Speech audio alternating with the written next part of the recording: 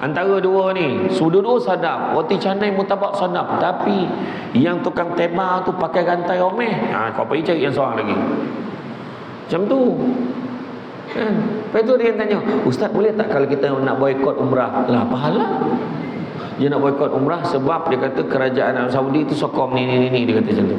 Saya kata, kalau kau boleh buat umrah kat Melaka, bolehlah. Saya kata.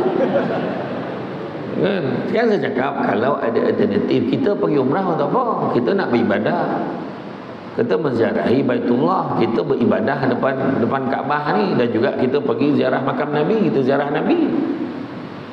Kan kita niat tu apa tu, saya tak nak ulas panjang kan, macam itulah. Tapi kesan dia ada lah tuan-tuan, saya nampak kan.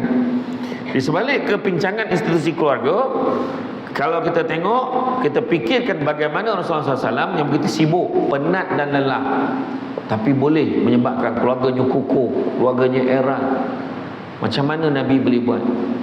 Kalau kita tengok macam mana Nabi balik satu kali tu, wah, Nabi bergurau-gurau dengan anak. Nabi balik tak pernah tangan kosong. Mesti ada dia bagi untuk anak cucu dia. Ada orang panggil jajan, orang sekarang panggil jajan. Adalah benda makin manisan ke kurma ke bagi dekat anak cucu dia. A'udzubillahi minasyaitonirrajim. Bismillahirrahmanirrahim. Assalamualaikum warahmatullahi wabarakatuh.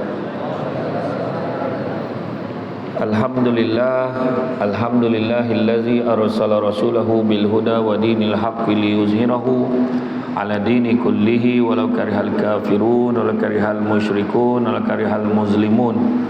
Subhanaka la ilma lana illa ma 'allamtana innaka antal alimul hakim. Rabbi shrah li sadri wa yassir li amri wahlul 'uqdatam min lisani yafqahu qawli. Alhamdulillah, syukur kepada Allah Subhanahu wa taala, segala puji bagi Allah Tuhan sekalian alam. Salat dan salam ke atas junjungan besar Nabi Muhammad sallallahu alaihi wasallam. Terima kasih banyak saya ucapkan kepada tuan pengerusi acara, bahagia tuan pengerusi masjid, tuan imam, barisan jawatankuasa penggerak aktiviti masjid, pemimpin-pemimpin tempatan di semua peringkat, dan seterusnya, tuan-tuan dan puan-puan yang dirahmati Allah sekalian. Alhamdulillah, syukur kepada Allah Subhanahu wa taala kerana dengan limpah dan izinnya dapat kita bersama-sama pada malam ini berada di dalam majlis ilmu yang mana Nabi sebut, barang siapa yang mengikuti jalan-jalan ke majlis ilmu, maka Allah akan anugerahkan kepadanya jalan-jalan ke syurga. Amin. Jadi mudah-mudahan ya, Allah Ta'ala berikan kelapangan pada hati kita, terbuka hati kita untuk menerima benda-benda yang baik untuk kita amalkan, dan seterusnya kita sebar panjangkan kepada yang lain. Bukan nak mengajar pada malam ni tuan-tuan ya. Semua dah tahu, kita sekadar perkongsian. Pada malam ini tajuk yang telah diamanahkan, keluarga bahagia, kukuh dan erat, akhirat berkat. Panjang galah keranji dikait, halban tua kedidi bernyanyi, sedangkan lidah lagi tergigit. Ini kan pula suami isteri. Bunga cempaka berseri-seri, melati layu di petik penghulu. Asmara cinta menampi janji, pelangi rindu di lastik jerebu. Salak dipangkin sebiji hilang, jerami padi merungkup kayu. Hendak kahwin dengan disayang, mengharapkan cinta mekar selalu. Sutera kembayat pakaian asing, berseri-seri keraplah dipandang. Cinta karat kenangan bersanding, suami isteri mengharap sayang. Cinta berkarat kenangan bersanding, mana dah lama betul dia bersanding, lupa dah buka karat, tapi nak ingat balik detik bahagia tu kan. Mulurut lalang risau kerengga, ku bukit indah hutan diredah.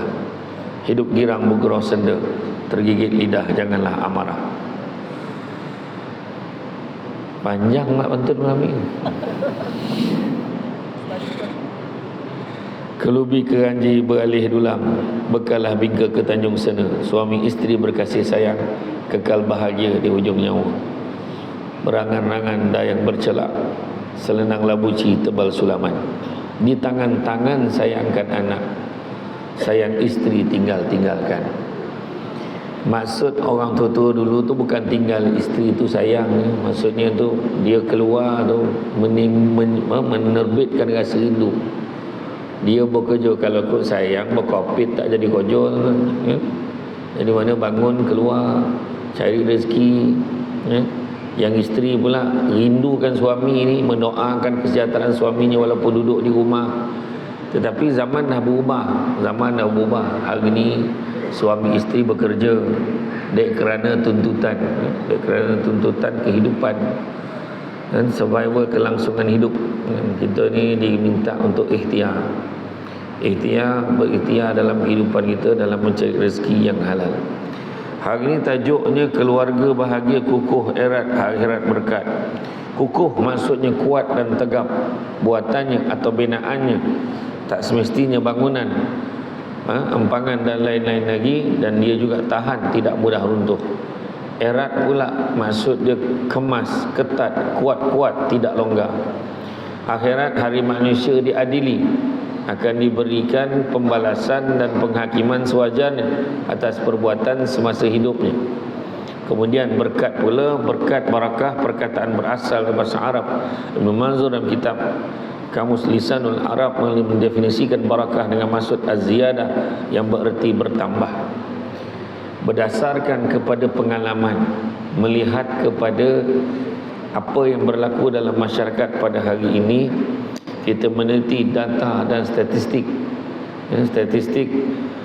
keruntuhan keluarga Melayu Islam menyebabkan kita merasa sangat sedih sekali, kerana pada hari kita tengok statistik itu sangat merisaukan. Satu pasangan bercerai setiap 13 minit.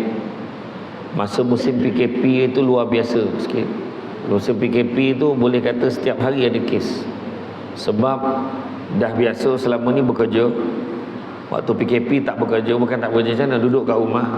Baru tahu perangai macam mana bila duduk rumah. Kan, pemalas nek moyang tu kan. Nek moyang ni lagi dahsyat daripada bapak pemalas ni.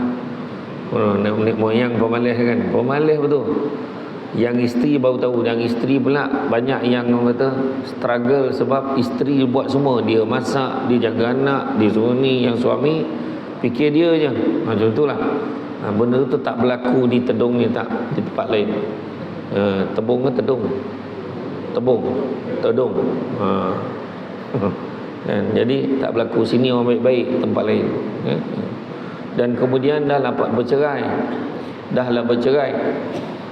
Sekarang ni rekod, kalau ikut dulu setakat tahun lepas, rekod ni hari ni kahwin, esok cerai. Tahun lepas. Hari ni kahwin, esok cerai. Berlaku di Terengganu. Bukan orang Terengganu macam tu. Kes tu berlaku di Terengganu. Mungkin salah seorang tu orang Terengganu, mungkin salah seorang tu orang lain, orang negeri lain, tapi berlaku di Terengganu. Saya kena cakap macam tu. Kau macam orang Terengganu memang macam tu tak? Sebelum orang cakap, saya betulkan dulu. Hari ni kahwin, esok cerai. Kemudian yang terbaru dalam tahun ini, dalam majlis yang sama, dia akad nikah, lelaki itu tengah baca lafaz taklid, terdengar suara keluarga orang perempuan. Hantaran tak cukup 1,000. Jadi lelaki ni rasa tercabar, dia ceraikan pasangan dia tu dengan talak 3 depan semua orang dalam majlis yang sama. Jadi kalau nak pecah rekod ni, lepas akad nikah tu cerai. Macam tu kan. Jadi dia kena buat kan. Nak bagi tahu tuan-tuan, itu sebabnya kita ada sebab orang tua-tua dulu. Kita ada kan tok lembaga, kita ada tok ketua adat kita kan. Itu sebabnya kena bila nak pergi meminang ni, sekarang banyak orang dah tak ikut rules dah. Kan? Adat dan adab, betul lah kan. Adat dan adab semua ada tu, ada sebab. Dalam agama kita menekankan soal adab. Itu sebabnya saya pesan sangat-sangat. Orang sekarang itu dulu, sekarang tak macam tu dah, siapa cakap? Kan? Itu sebabnya kenapa kita pilih tok lembaga, tok ketua adat kita tu pergi wakil kita, pak saudara yang sulung. Mana pak saudara yang sulung yang nak pergi meminang, pak saudara yang sulung nak menerima pinangan. Apa sebab? Sebab dia tu yang paling tua. Tanya dia, kalau dia kata dia tak nak, baru wakilkan. Dia cadangkan, dia setuju tak wakil dia tu. Macam tu. Lepas tu explain dekat wakil tu. Explain dekat wakil tu nak jadi juru cakap macam mana. Kan? Apa benda nak gunting nak kalau betul nak bertunang dulu ke, nak berunding, nak bernikah, berapa lama nak ikat pertunangan ni. Kan? Tak dengar pula. Cubaan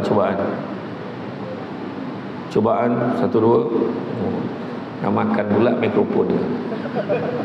Jadi nak kena gunting betul-betul. Cakap dia hantaran berapa, kan? Berapa dulang nak bawa, semua nak cerita tu, brief dia elok-elok.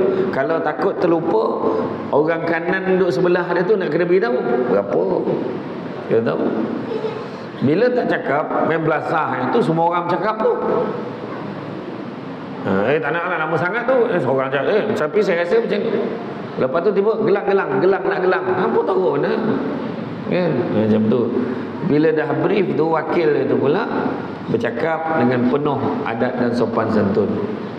Nak pula orang Melaka kan, kapal dagang dari seberang, syarat muatan kayu meranti dia, kan? Ya betul lah tu. Tu orang tua-tua dulu cakap datang biar nampak muka, balik biar nampak belakang. Maknanya apa sebab? Kan? Arwah abah saya dulu jadi juru cakap, dia tak brief habis-habis. Sekali tiba-tiba orang tu tanya pula, ni hantaran berapa? Sudah, tadi dia tak briefing pula. Arwah abah tu pun cakap, dia kata macam ni lah tuan, saya ni adik-beradik bukan, saudara mara pun bukan. Disuruh datang, disuruh balik. Disuruh makan, disuruh minum. Makna dia tak tahu. Nampak tak? Macam nak cakap tak tahu, macam tu bahasa, bayanglah.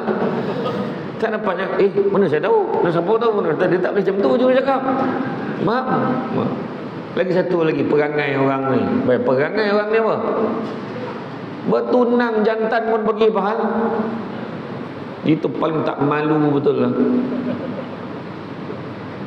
Baru ni saya tengok adalah satu, tak tahu artis ke apa, keluar berita kan. Pasangan ni dia bertunang, tetapi keluarga perempuan tu menyambut, keluarga lelaki tu mak ayah je datang dengan pak saudara dia. Wartawan boleh komen, ada apa-apa isu ke lelaki tak datang? Kan bangang wartawan tu. Betul lah, tak payah pergi. Buat apa pergi? Bertunang aja kot. Sekarang siap bersanding duduk ambil gambar. Rapat. Kan dah tunang, kan bangang kat keluarga tu. Tak ada apa-apa lagi. Bayangkan ni contoh lah nak bagi faham kan. Mana dah terlanjur tu, faham sendirilah. Merah muka nak baik channel saya kena cakap. Ya kan. Siap sarung cincin pula, apa hal jantan tu. Mak pengantin perempuan, mak pengantin lelaki sarung anggap pengantin perempuan, bau betul. Macam itulah kan, bakal pengantin, belum ni pengantin lagi kan. Benda. Sebab saya waktu bentangkan paper di Tanjung Oda River Resort di Setiawan, Perak. Masalah rumah tangga pada hari ini, cabaran rumah tangga hari ini. Sebelum kahwin ada 3 cabaran. Tu belum kahwin ni, dah kahwin lagi lah. Masalah macam-macam. Masalah ekonomi, tak ada duit, tiba-tiba ekonomi merudum, tiba-tiba hilang kerja, ataupun masalah-masalah lain. Tiba-tiba baru tahu perangai lelaki perempuan macam ni. Mak mentua pula sayang menantu yang ni je, menantu ni tak sayang. Tu belum cerita ipar dua ada masalah banding-banding. Ipar dia ni kerja ni, dia ni kerja ni tak kerja. Belum cerita lagi yang ipar ni lawa ni muka tak boleh belah, macam-macam tuan. Bila dah kahwin, tapi dah kahwin dah duduk dalam tu, kenalah sesuaikan diri. Sebelum kahwin lagi dah ada masalah. Sebelum kahwin ada 3 isu. Pertama, tak mampu tapi nak kahwin kan. Nabi dah pesan, kalau kamu tak mampu, puasa tak faham lah. Puasa kalau tak mampu. Tapi ada kes yang mana mak ayah ni menilai agama menantu dia tu, bakal menantu. Maka dia kata macam ni lah, ayah redha kalau kamu betul-betul nak kahwin dengan anak ayah ni. Dengan satu, tak apalah, kamu jagalah anak ayah ni baik-baik, memadailah dengan hantarannya, dengan mas kahwinnya senaskah Al-Quran. Steady bapak. Tak dapat dia orang berlaku macam tu tuan. Dapat macam tu. Tapi dia yakin sebab tengok dia baik. Hafal Quran, mengaji pun sedap. Bila dia baca surah Fatihah tu, mengeletek-ngeletek nyawa dia sedap. Sedap betul bacaan ni, lembut hati. Tapi tu maknanya dalam keadaan itu mungkin. Tapi ada keadaan dia tak mampu, dia tak ada duit, tapi dimampukan dengan personal loan. Kan? Personal loan ni tak apa, satu hal. Masalah personal loan, pinjaman bank dengan interest. Bayangkan duit tu digunakan untuk jadikan mas kahwin, duit hantaran, duit untuk memulakan pembinaan rumah tangga. Nah, ini orang tak perasan. Sedangkan Nabi dah kata segala urusan berkaitan dengan riba dihentikan mulai sekarang. Nabi kata. Masa tu khutbah terakhir Nabi dah pesan, tak ada, jangan cek balik duit gaji kita pakai bank mana. Ini guna buat personal loan dengan interest. Anak dah 5, anak dah 7, tak selesai lagi pinjaman. Duit dah belanja, bayar riba ni, bayar. Lepas tu pening kepala, banyak masalah dan sebagainya. Masalah kedua, tak layak. Kenapa tak layak? Tak tahu serba-serbi. Solat tak tahu, mandi hadas pun tak tahu. Macam mana? Macam mana nak kahwin? Dan kata Dr. Nik Salida, panas baran pun tak layak kahwin. Dah tahu dia panas baran, kena nasihat kan? Awak kalau masih macam ni, kau jangan kahwin. Kalau betul kau nak kahwin, kau pergi anger management course, kursus pengurusan kemarahan. Mana ada manusia tak marah kek Melaka ni, kek dunia ni, siapa kek dunia ni 9 ke mana, siapa yang tak marah? Kita marah, tetapi cara marah sikit-sikit penampak, sikit-sikit pengarah. Hari ni pelik tuan-tuan. Boleh sembelih orang macam tu ya, tikam orang macam tu ya. Heran nak kata, heran tuan-tuan. Taska tu, dia boleh hentak baby tu sampai mati. Sedangkan dia nak buka pusat asuhan kanak-kanak ni, dia dah ada kelayakan tertentu, sijil dia ada dah. Tapi yang mana boleh buat tu? Budak OKU tu dia boleh dera sampai macam tu. Mana pergi otak tu? Pengurusan apa tu? Pengurusan emosi. Nampak macam biasa kan. Tanyalah orang perempuan yang menghadap laki dia memang panas baran. Imeh sikit salah tak boleh. Air ni, air minum terletak belah kiri, marah kan? Kanan. Apa masalah? Ini makan penyongek ke apa pagi? Sampai marah orang nak kan? Tahu tak penyongek? Penyengat. Kau tak faham penyongek kan? Pagi-pagi dia makan roti canai cocah dengan kuah kari penyongek tu yang jadi jam tu kan? Kerana dia nak marah, tak layak kahwin. Itu sebabnya ada satu lagi, ada setengah orang Melayu ni, dia tak nak kahwin dengan orang Bemban, dia tak nak kahwin dengan orang Jasin, tak nak orang Melimau, tak nak. Dia nak cari yang Nigeria. Ambu betul, Abu Kukutu nama dia, macam tu lah kan. Dia nak cari yang berkilat, yang metalik. Dia tak nak yang macam kita ni, dia tak nak nanti apa khabar, dia nak orang macam tu. Tak ada masalah dah. Dan hari ni kalau mak ayah salah cakap, dia lari pergi Nigeria kan. Tu sebabnya hari ni kau nak cakap, tak apalah, kalau dah tu kau hendak kau, memang daripada kecil kau gema yang balap-balap, Abah tak ada halangan. Cuma satu permintaan Abah, apa ni? Kau pastikan dia sebelum nikah dengan kau kan, kau jangan risau, Abah dia akan nikahkan sendiri. Dengan satu syarat Abah minta tolong, suruh dia mendalami ilmu agama kurang-kurang 6 bulan. Suruh dia, sebab kita tak nak dia masuk Islam semata-mata nak kahwin. Banyak yang kita jumpa memang masalah nanti. Ada lelaki tu, besok je dah kahwin aku, pandai lah aku ajar dia, sampai sudah tak ajar. Tu belum cerita lagi, bergaduh lepas dah kahwin tu. Kenapa you tak nak solat? Kenapa you tak nak semayang? You yang suruh I masuk Islam sebab nak kahwin dengan you. Sekarang nak suruh I semayang pula, dah gaduh. Tu belum cerita lagi yang masuk Islam tu lagi taat daripada yang Islam tu. Ada juga. Rajin isteri dia sembahyang. Isteri dia convert masuk Islam. Isteri dia lagi taat daripada suami tu. Banyak agak berlaku. Dia itu yang kedua. Yang ketiga, tak jaga ikhtilat. Bila sebut tak jaga ikhtilat, tak jaga batas perhubungan, tuan-tuan jangan ingat saya kata untuk orang yang dah bertunang tu tak jaga tau, bukan. Ceritanya sebelum kahwin ni, lelaki ni tak jaga hubungan dengan perempuan ni, macam-macam benda buat dah. Perempuan ni macam-macam lelaki buat dah. Dan memang dalam Islam kita diajar jangan buka aib kita pada pasangan. Mungkin ada benda-benda dulu susahlah nak cakap macam tu kan. Dia tak boleh cakap sebab Allah dah suruh dah simpan aib kamu tu diam-diam lah. Tetapi sekarang dasar langit terbuka, dunia tanpa sempadan. Media sosial tiba-tiba ada orang share gambar. Ini bukan bini kau ke? Tengok rupanya bini dia dulu berpolok-polok dengan lelaki lain. Gambar dulu. Ni dulu sebelum jumpa dengan you. Ya. Jumpa pula kan, jumpa pula gambar-gambar dulu, jumpa pula video-video. Contoh.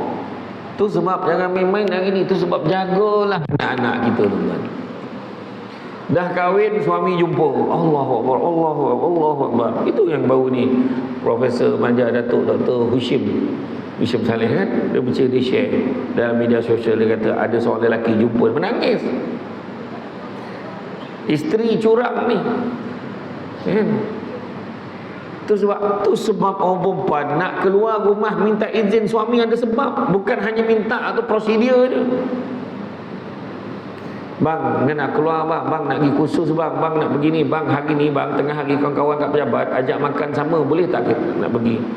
Suami pun tanya berapa ramai lelaki, berapa ramai perempuan. Abang, pejabat saya semua perempuan, ada 3 lelaki tu pun macam perempuan. Dia cakap contoh kan, contoh lah kan. Contoh. Kena cakap. Ada sebab suami itu. Sebab kebiasaan banyak berlaku. Bila suami tak izin, pergi juga, mesti ada benda akan jadi. Itu sebab kena jaga. Ya. Orang perempuan kena, dia menyaut tu dalam hati tu. Ada yang menyaut tu.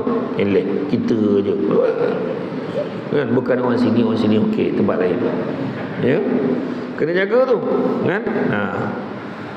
Saban hari kita tengok kesan dan nasib ni menjadikan kemajadian anak-anak Melayu Muslim akan terlibat secara tak langsung dalam isu ni. Bila rumah tangga berpecah belah, bercerai-berai, anak-anak jadi mangsa. Saya pernah berceramah dekat satu daerah ni, satu sekolah ni. Sekolah ni taklah besar sangat. Sekolah rendah, daripada darjah 1 sampai darjah 6 setiap tahun satu kelas. Darjah 1 satu kelas, darjah 2 satu kelas, darjah 3 satu kelas. Masa tu saya diminta berceramah untuk ibu bapanya, tajuk Dilema Ombak Rindu. Masa tu nak bagi semangat kasih sayang. Sebab isu yang paling besar dalam sekolah tu, bayangkan, sekolah ni murid jumlah daripada darjah 1 sampai darjah 6 tu lebih kurang 93 orang, 95 orang macam tu lah, tak sampai 100. Mak ayah budak-budak kat sekolah ni bercerai-berai, yang mana mak dan ayah masing-masing dah kahwin lain, duduk di kampung yang sama. Anak balik sekolah, balik mak, kau pergi balik mak ayah kau. Sampai mak ayah, makcik kau tak suka lah, kau pergi balik mak kau. Sudahnya budak tu tidur kat masjid, tidur kat surau. Benda ni berlaku tuan-tuan. Anak-anak jadi mangsa. Tu yang cakap macam mana? Tuan-tuan tanyalah kemenjadian. Sebab apa kita tengok budak tu kenapa macam tu? Kau tak, mak ayah dia daripada kecil lagi, memang dia ni daripada kecil dia, mak dia dah bercerai dengan dia. Orang kaitkan dengan benda tu. Boleh jumpalah 1-2 yang betul-betul jadilah walaupun dia bercerai. Sebab anak tu sendiri, mungkin dia sendiri, tapi kesan sikit sebanyak mesti ada. Kadang-kadang nampak elok, rupanya dah besar, dia berdendam. Dia berdendam dengan semua perempuan sebab dia salahkan mak dia. Ada berlaku. Dia bukan senang tuan-tuan. Itu sebab orang perempuan hati-hati. Marah tu, cerai tu tolak jauh sikit. Tahu? Ceraikan saya. Ceraikan. Itu je ayatnya. Zikir cerai. Itu sebab kuasa talak Allah bagi kat lelaki. Benda yang betul-betul jadi betul, main-main jadi betul, gua-gua jadi betul. Nikah, cerai, rujuk. Nampak. Betul-betul jadi betul, main-main pun jadi betul. Itulah nikah, main-main pun jadi betul. Ada seorang lelaki tu, bini dia kerja kat kedai, dia punya marah, kau cubalah tak sampai rumah sebelum pukul 5, aku ceraikan kau, dia kata. Kau tak sampai rumah sebelum pukul 5, tengok bini kupas tengah tak sampai lagi, kelang kabut dia start motor pergi kedai bini tu. Main-main je. Ada seorang yang saya kenal, sahabat dah ni, dia cakap, kau semak, kau cek telefon aku, jatuh talak, dia kata. Bini pun tak cek, jatuh talak 11 tahun kemudian. Bini dia terlupa, suami pun terlupa, tak macam tercek telefon selepas 11 tahun. Cek dengan mahkamah, jatuh talak. Main-main je. Tu sebab kuasa talak bagi kat lelaki. Sebab lelaki ni sepatutnya lebih tinggi kesabarannya. Kalau orang perempuan dapat kuasa talak, tuan-tuan, tak tahu berapa kali sehari kita dapat, tuan. Ceraikan awak. Saya ceraikan. Apa berpandang? Saya ceraikan awak lagi. Dah berapa kali? Otang tu sebelum maghrib dah sampai masjid ni. Pak Haji, 5 kali hari ni dia. 5 kali dia menapik, tuan-tuan. Birat muka tu. Jangan main-main. Ada satu kes dekat Seremban, bukan orang Seremban jam tu, di Seremban berlaku. Ingat kan zaman kita kecil-kecil dulu kan, zaman ubat nyamuk.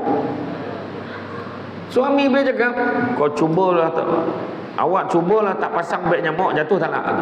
Kejap lah orang masak ni tu, pasang lah. Main-main. Bini nak lepas masak, lepas makan, senawa, terlalap. Terlupa, pagi esok pun jaga. Pergilah lelaki bini 65 tahun, bini 60 tahun pergi mahkamah syariah. Kami ni nak rujuk lah. Kenapa pakcik? Apa sal cerai? Beg nyamuk dia. Kan tak berbaloi tu bergaduh sebab beg nyamuk, tuan-tuan. Bukan main-main, tuan-tuan. Dan satu lagi kena ingat, barang siapa, kalau kita tengok kan, saya jumpa dengan Dr. Yusuf Nitih, pakar fiqh munakahat daripada kuis kan. Dia kata apa? Dia kata biduni baksin, haram hukumnya orang yang bercerai tanpa sebab yang syar'i. Haram. Ini untuk kebaikan kami. Jadi kami rasa walaupun kami bercerai, kami masih bersahabat. Apa kau cerai? Betul tak? Nampak tak? Banyak kan kes macam tu. Ada orang macam tu. Carilah jalan baik. Tu cerita dah. Orang perempuan yang saja-saja minta cerai disebabkan sebab yang tak syar'i, diharamkan baginya bau syurga. Saya tak kira, ceraikan saya. Saya tak boleh terima lah awak, saya tak boleh tengok muka awak. Cuba tengok kat belakang sijil nikah tu kan ada. Kan? Sebab-sebab boleh bercerai, taklik tu boleh kan? Ada tak? Muka tak boleh belah, tak ada. Dah tak boleh tengok muka gaji tak cukup 2,000, tak ada. Tak ada. Kena baca boleh. Apa sebab-sebab? Mendatangkan kecederaan, meninggalkan sama berapa bulan berturut-turut, kan? Tidak memberi nafkah sehingga adalah dalam tu. Tapi kita ni sebab sesuka je nak cerai. Jangan. Diharamkan bau syurga. Akhirat besok nak bau syurga berapa tahun? 500 tahun perjalanan dah terbau syurga. Bau pengsan. Bau pengsan. Nak masuk lagi lah tak boleh. Bau pun tak boleh, nak masuk lagi lah tak boleh. Nampak tak? Punca kepada perkara ini adalah apabila suami isteri tidak mempunyai nawaitu yang jelas untuk mendirikan sebuah keluarga. Semua keputusan dibuat hanya bersandarkan nafsu, bukan sandar persiapan mengikut tanggungjawab. Niat, innamal a'malu bin niat. Kenapa kamu nak kahwin? Imam tanya. Sebelum nak nikah ni saya nak tanyalah, kenapa nak kahwin ni? Imam, saya nak kahwin sebab dah tak tahan. Mak saya bising, hari-hari bising. Untuk makluman semua, seorang ibu memang hobinya bising.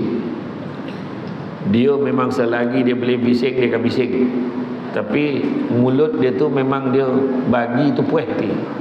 Bila nak kahwin? Bila nak kahwin? Bila nak kahwin? Nantilah. Setiap kali raya tanya, bila nak kahwin? Bila nak kahwin? Bila dah kahwin nak, bila nak beranak? Bila kau nak beranak? Dah beranak pula, lelaki je nak kau. Bila nak pek nak perempuan? Dah pek nak perempuan, beranak je kau jaga kau. Salah juga beranak. Nampak? Kemudian, kenapa kau nak kahwin? Kawan-kawanmu habis kahwin dah, tinggal saya je belum. Seorang tu pula. Yang saya, kenapa nak kahwin? Umur saya berapa dah, mam? Bila lagi nak kahwin?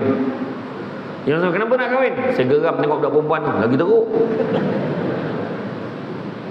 Adalah satu dua yang kita boleh jumpa bila mam tanya, cuba kamu explain dekat saya, supaya semua dengar, kenapa kamu nak kahwin? Imam, insyaAllah saya nak kahwin ni kerana Allah. Biasanya yang jawab kahwin kerana Allah ni biasanya lelaki yang dah kahwin. Sebab tu je jawapan dia ni. Lepeh tak lepeh belum tahu lagi tahu. Aku ajar betul serbat ni tu kan. Sampai hati abang buat saya macam ni. Kenapa bang? Apa salah saya bang? Kenapa abang tengah buat macam ni? Kerana Allah. Dia kata, tu jawab. Lepeh tak lepeh belum tahu lagi tahu. Ni saya bagi contoh ya. Ya? Niat tak betul. Niatnya nafsu. Ada juga yang kahwin sebab nak tunjuk ke orang. Ada seorang yang saya kenal, kaya raya. Dia ada syarikat banyak. Dia kahwin dengan isteri dia ni. Kahwin-kahwinnya dalam bank 500,000 ASB. Tanya, kau nak kereta apa? Dia kata dia nak kereta, dia sebutlah jenis yang BMW tu lah. Saya tak nak sebut jelas sebab dia tak taja kamah kita malam. Tu kereta jenis tu berapa series, dia nak kereta tu tempah luar negara. Siapkan driver untuk dia.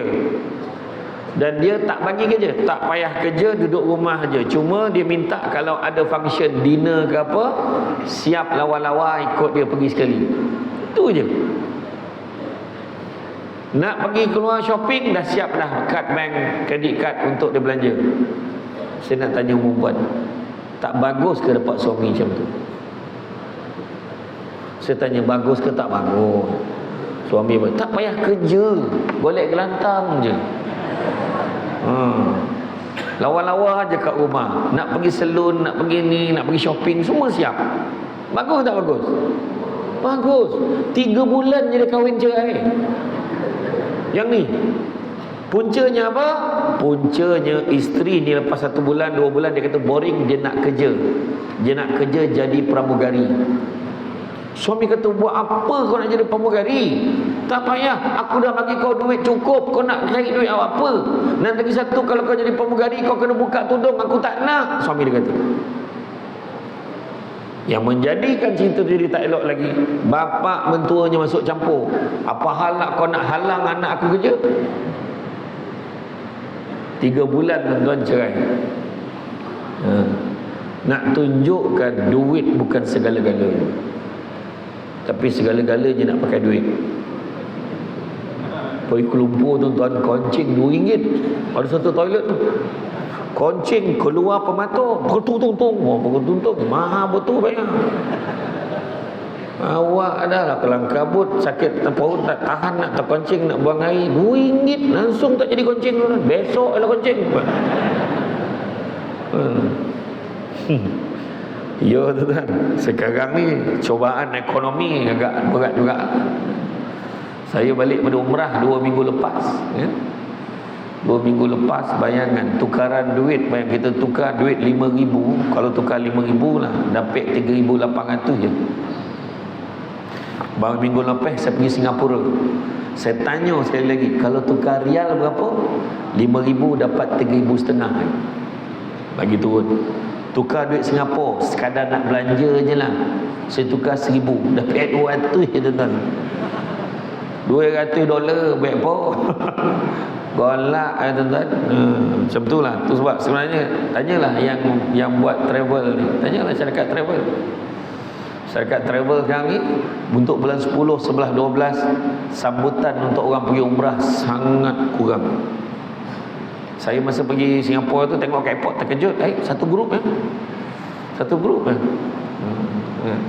grup anda, saya tak nak sebut lah nama dia pun, tak taja program belum. Oh ya, tak ramai. Puncanya macam-macam lah. Mungkin sebab lagi satu lagi, orang menipu umrah ni banyak betul. Ramai betul menipu umrah sekali. Dia bukan dia menipu duit aja. Dia tipu. Kadang sampai sana, dia senang je. Kalau sampai ke KLIA, ayat dia macam ni. Kepada semua, kita kena perbetulkan niat. Kita ni nak buat umrah, buat ibadah. Kalau ada tiba-tiba ujian tu semua, kita kena sabar. Tu makna hotel kau bertukar. Dia dah tahu, dia masuk dalam kepala otak kau tu macam tu. Kan?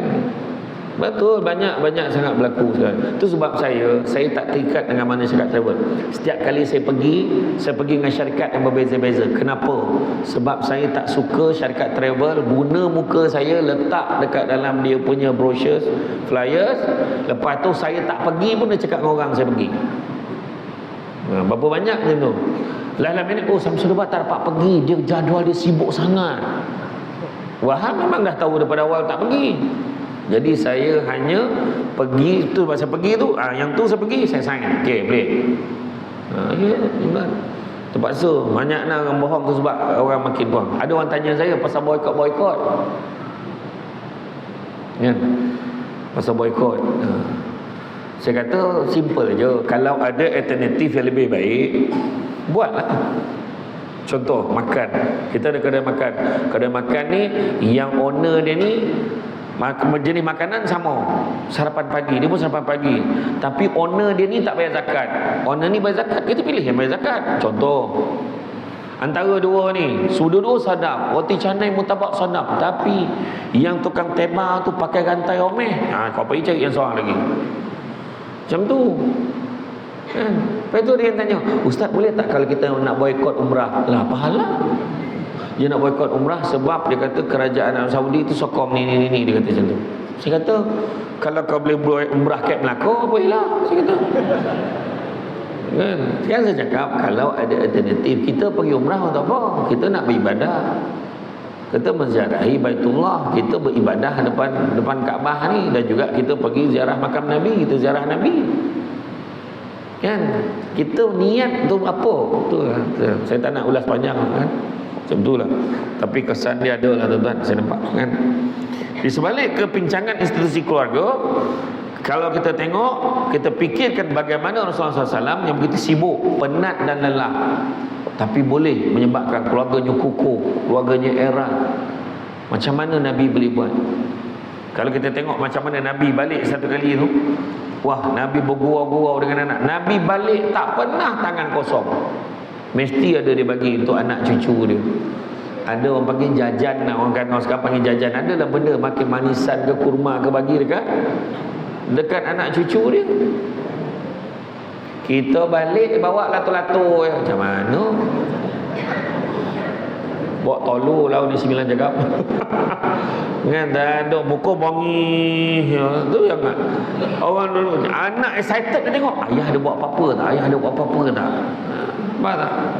Dulu-dulu kan pagi-pagi excited tengok abah balik bawa apa? Abah balik roti canai. Rasa orang dulu-dulu roti canai tu macam coklat. Dulu. Abah bawa apa ini? Isi lemak makan beria, berminyak-minyak mulut makan. Dulu. Nak dulu budak-budak semua nak pergi kenduri. Nak pergi kenduri sebab apa? Nak dapat telur. Telur tu pula berdoa ni minta-minta lah cair dia. Kan kopik kudit itu letak buah kicap. Mak sedap kan. Budak sekarang mana nak? Nak budak sekarang. Lain macam. Sekarang ni Candice Corner. Kan macam-macam jenis coklat. Lepas itu pening kepala. Seawal usia 12-13 tahun dah ada diabetes budak tu. Ini betul. Itu kita sendiri yang mengamalkan benda-benda tak sihat. Orang dulu tak. Orang dulu tuan-tuan makan lah manis ke minyak ke apa ke, tapi kerja kuat. Kerja kuat. Kau tak faham lah. Kan? Ya. Kan? Itu cakap tu. Nabi balik tu, tiba-tiba anak cucu dia bergurau. Sahabat-sahabat, ada sahabat tengok lah, apa dibiar Rasulullah jadi kuda. Anak naik belakang, cucu naik belakang, usik-usik kepala dia. Lah apa dibiar usik kepala Rasulullah tu. Dah habis tu tiba-tiba semua berbaris ni. Semua berbaris. Dan Nabi cium dahi anak-anak cucu dia tu seorang-seorang. Cium jalan, cium jalan, cium jalan. Menangis sahabat dia. Ya Rasulullah, aku pun tak pernah cium anak aku macam tu ya Rasulullah. Nabi kata, man la yarham la yurham. Siapa yang tidak menyayangi tidak layak untuk disayangi. Balik sekarang baru nak buat, kalau anak dah tingkatan 5 memang dia lari tuan. Cuba nak buat daripada kecil, main ni abah nak cium tu, oh tak dapat kata. Anak pun bahal dah tu bang. Daripada kecil dah biasakan cium. Cium tuan. Macam tu lah. Begitu juga dalam rumah tangga, apa yang Rasulullah pesan? Nak capai kukuh, erat dan juga nak dapat keberkatan. Pertama, tidak membenci pasangan yang beriman. Maksudnya apa? Dalam rumah tangga mesti ada perkara kerana membangkitkan emosi atau ego kedua pasangan, terutamanya pihak suami. Masing-masing mempertahankan pandangan sehingga kadang-kadang terbenci dengan sikap pasangan yang tidak mahu menyokong pandangannya. Justru dalam hal ini Rasulullah SAW berpesan, seperti mana sabda Rasulullah SAW. Abu Hurairah berkata, Rasulullah SAW bersabda, janganlah seorang mukmin membenci wanita beriman. Jika dia membenci salah satu perangainya, maka masih ada perangai lain yang menyenangkannya. Hadis riwayat Muslim. Segomok-gomok ikan ada tulang, sekuruh-kuruh ikan ada CN. Sebaik-baik orang ada kelemahannya. Seburuk-buruk manusia ni ada kebaikan. Pilih tuan. Kalau kita pilih tengok keburukan memang ada. Mana ada manusia sempurna? Suami ni tak sempurna, isteri pun tak sempurna. Tapi alangkah baiknya kalau kita ni bertindak untuk saling menyempurnakan.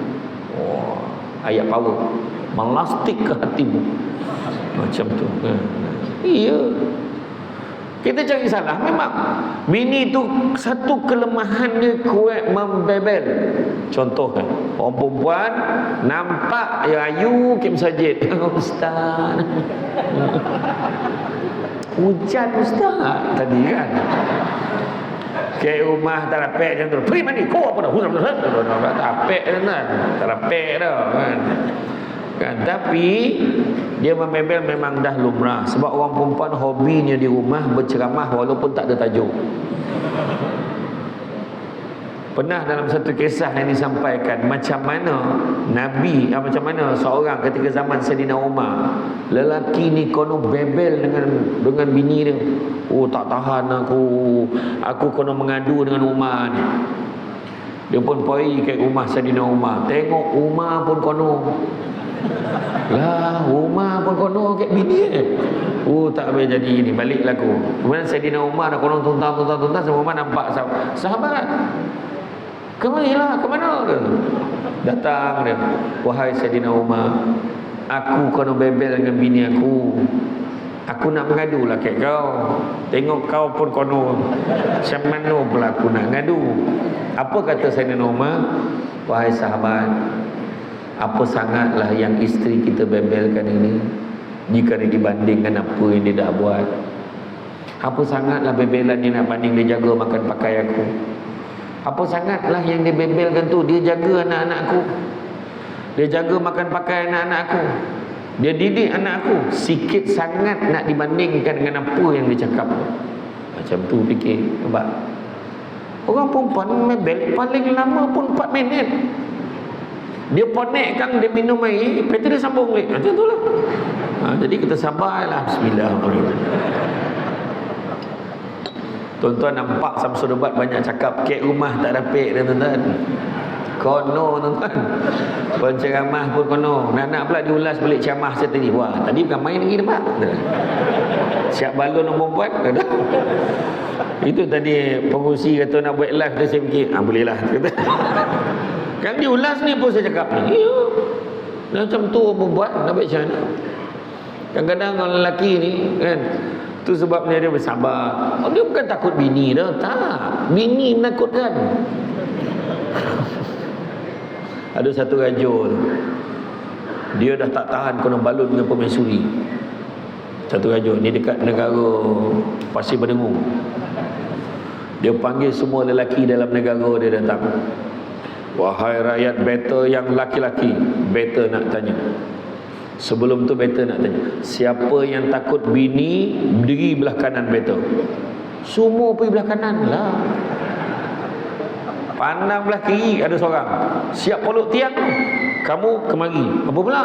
Tuanku nak jumpa tuanku lah turun. Dia punya berani ni, raja dia suruh turun tu. Tak apalah, nak cari petuanya pasal dia pun turun. Sekarang cakap lah, macam mana cara nak lawan bini Beta? Apa pula? Patik pun takut bini. Asal kau tak pergi bahan lah? Bini Patik dah pesan, jangan pergi mana-mana, tunggu sampai dia sampai. Lampu torok takut dia tuan-tuan. Makna raja pun tak boleh tukar kedudukan dia tu. Nak tunjuk. Tapi taklah, sebenarnya kita bukan takut tuan-tuan, sayang. Sebab lawan pun tak jadi apa tuan-tuan. Tak jadi apa. Buat apa nak lawan perempuan? Biarlah. Macam kita dengan mak kita. Anggaplah kita dengan mak kita kan. Mak kau ni apalah, itulah, inilah. Dia cakap, mak. Macam tu lah. Kita lawan tak jadi apa. Sudah dua-dua sakit hati. Wah, baik diam. Abang ni dengar ke tak dengar ni? Ya. Betul. Itu sebabnya kau takut sangat, dia kata. Ada satu orang tanya saya masa saya dengan Kak Abi Fana dalam Radio Sina. Dia soalan dia, apa pandangan SD? SD itu Samsul Debat, bukannya perakuan bersumpah statutory declaration, bukan. Dia tanya, suami ni gaji dia semua bagi kat isteri dia. Duit gaji suami semua bagi isterinya. Contoh dia dapat 3,500, semua bagi isteri dia. Setiap hari dia akan minta duit belanja daripada isteri. Saya nak tanya perempuan, bagus ke tak bagus? Bagus ke tak bagus? Bagus. Tak ada yang jawab it depends. Tak ada. Terpulanglah kan. Sebenarnya terpulang.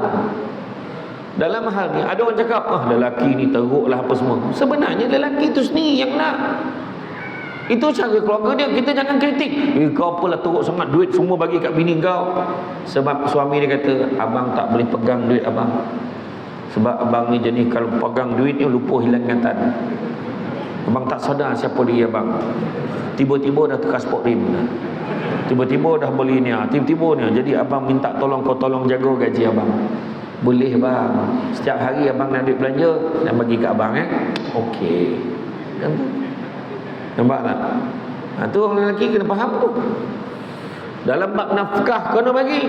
Orang lelaki kena bagi pada isteri. Orang lelaki wajib memberi nafkah kepada isterinya walaupun isterinya bekerja. Saya kerja, awak kerja, so pandai-pandai lah masing-masing. Tak macam tu keluarga tu kan. Duit suami dan isteri. Duit isteri adalah duit isteri. Inilah ayat yang paling digemari oleh jemaah perempuan di masjid. Betul.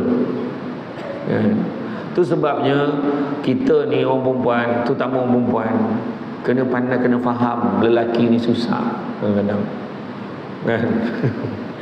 Dia mula tarik muka dengan backing tu tak apa. Balun tu pahala si perempuan ni kena betul. Orang lelaki nafkah ni duit dia bagi kat isteri. Kena bagi isteri.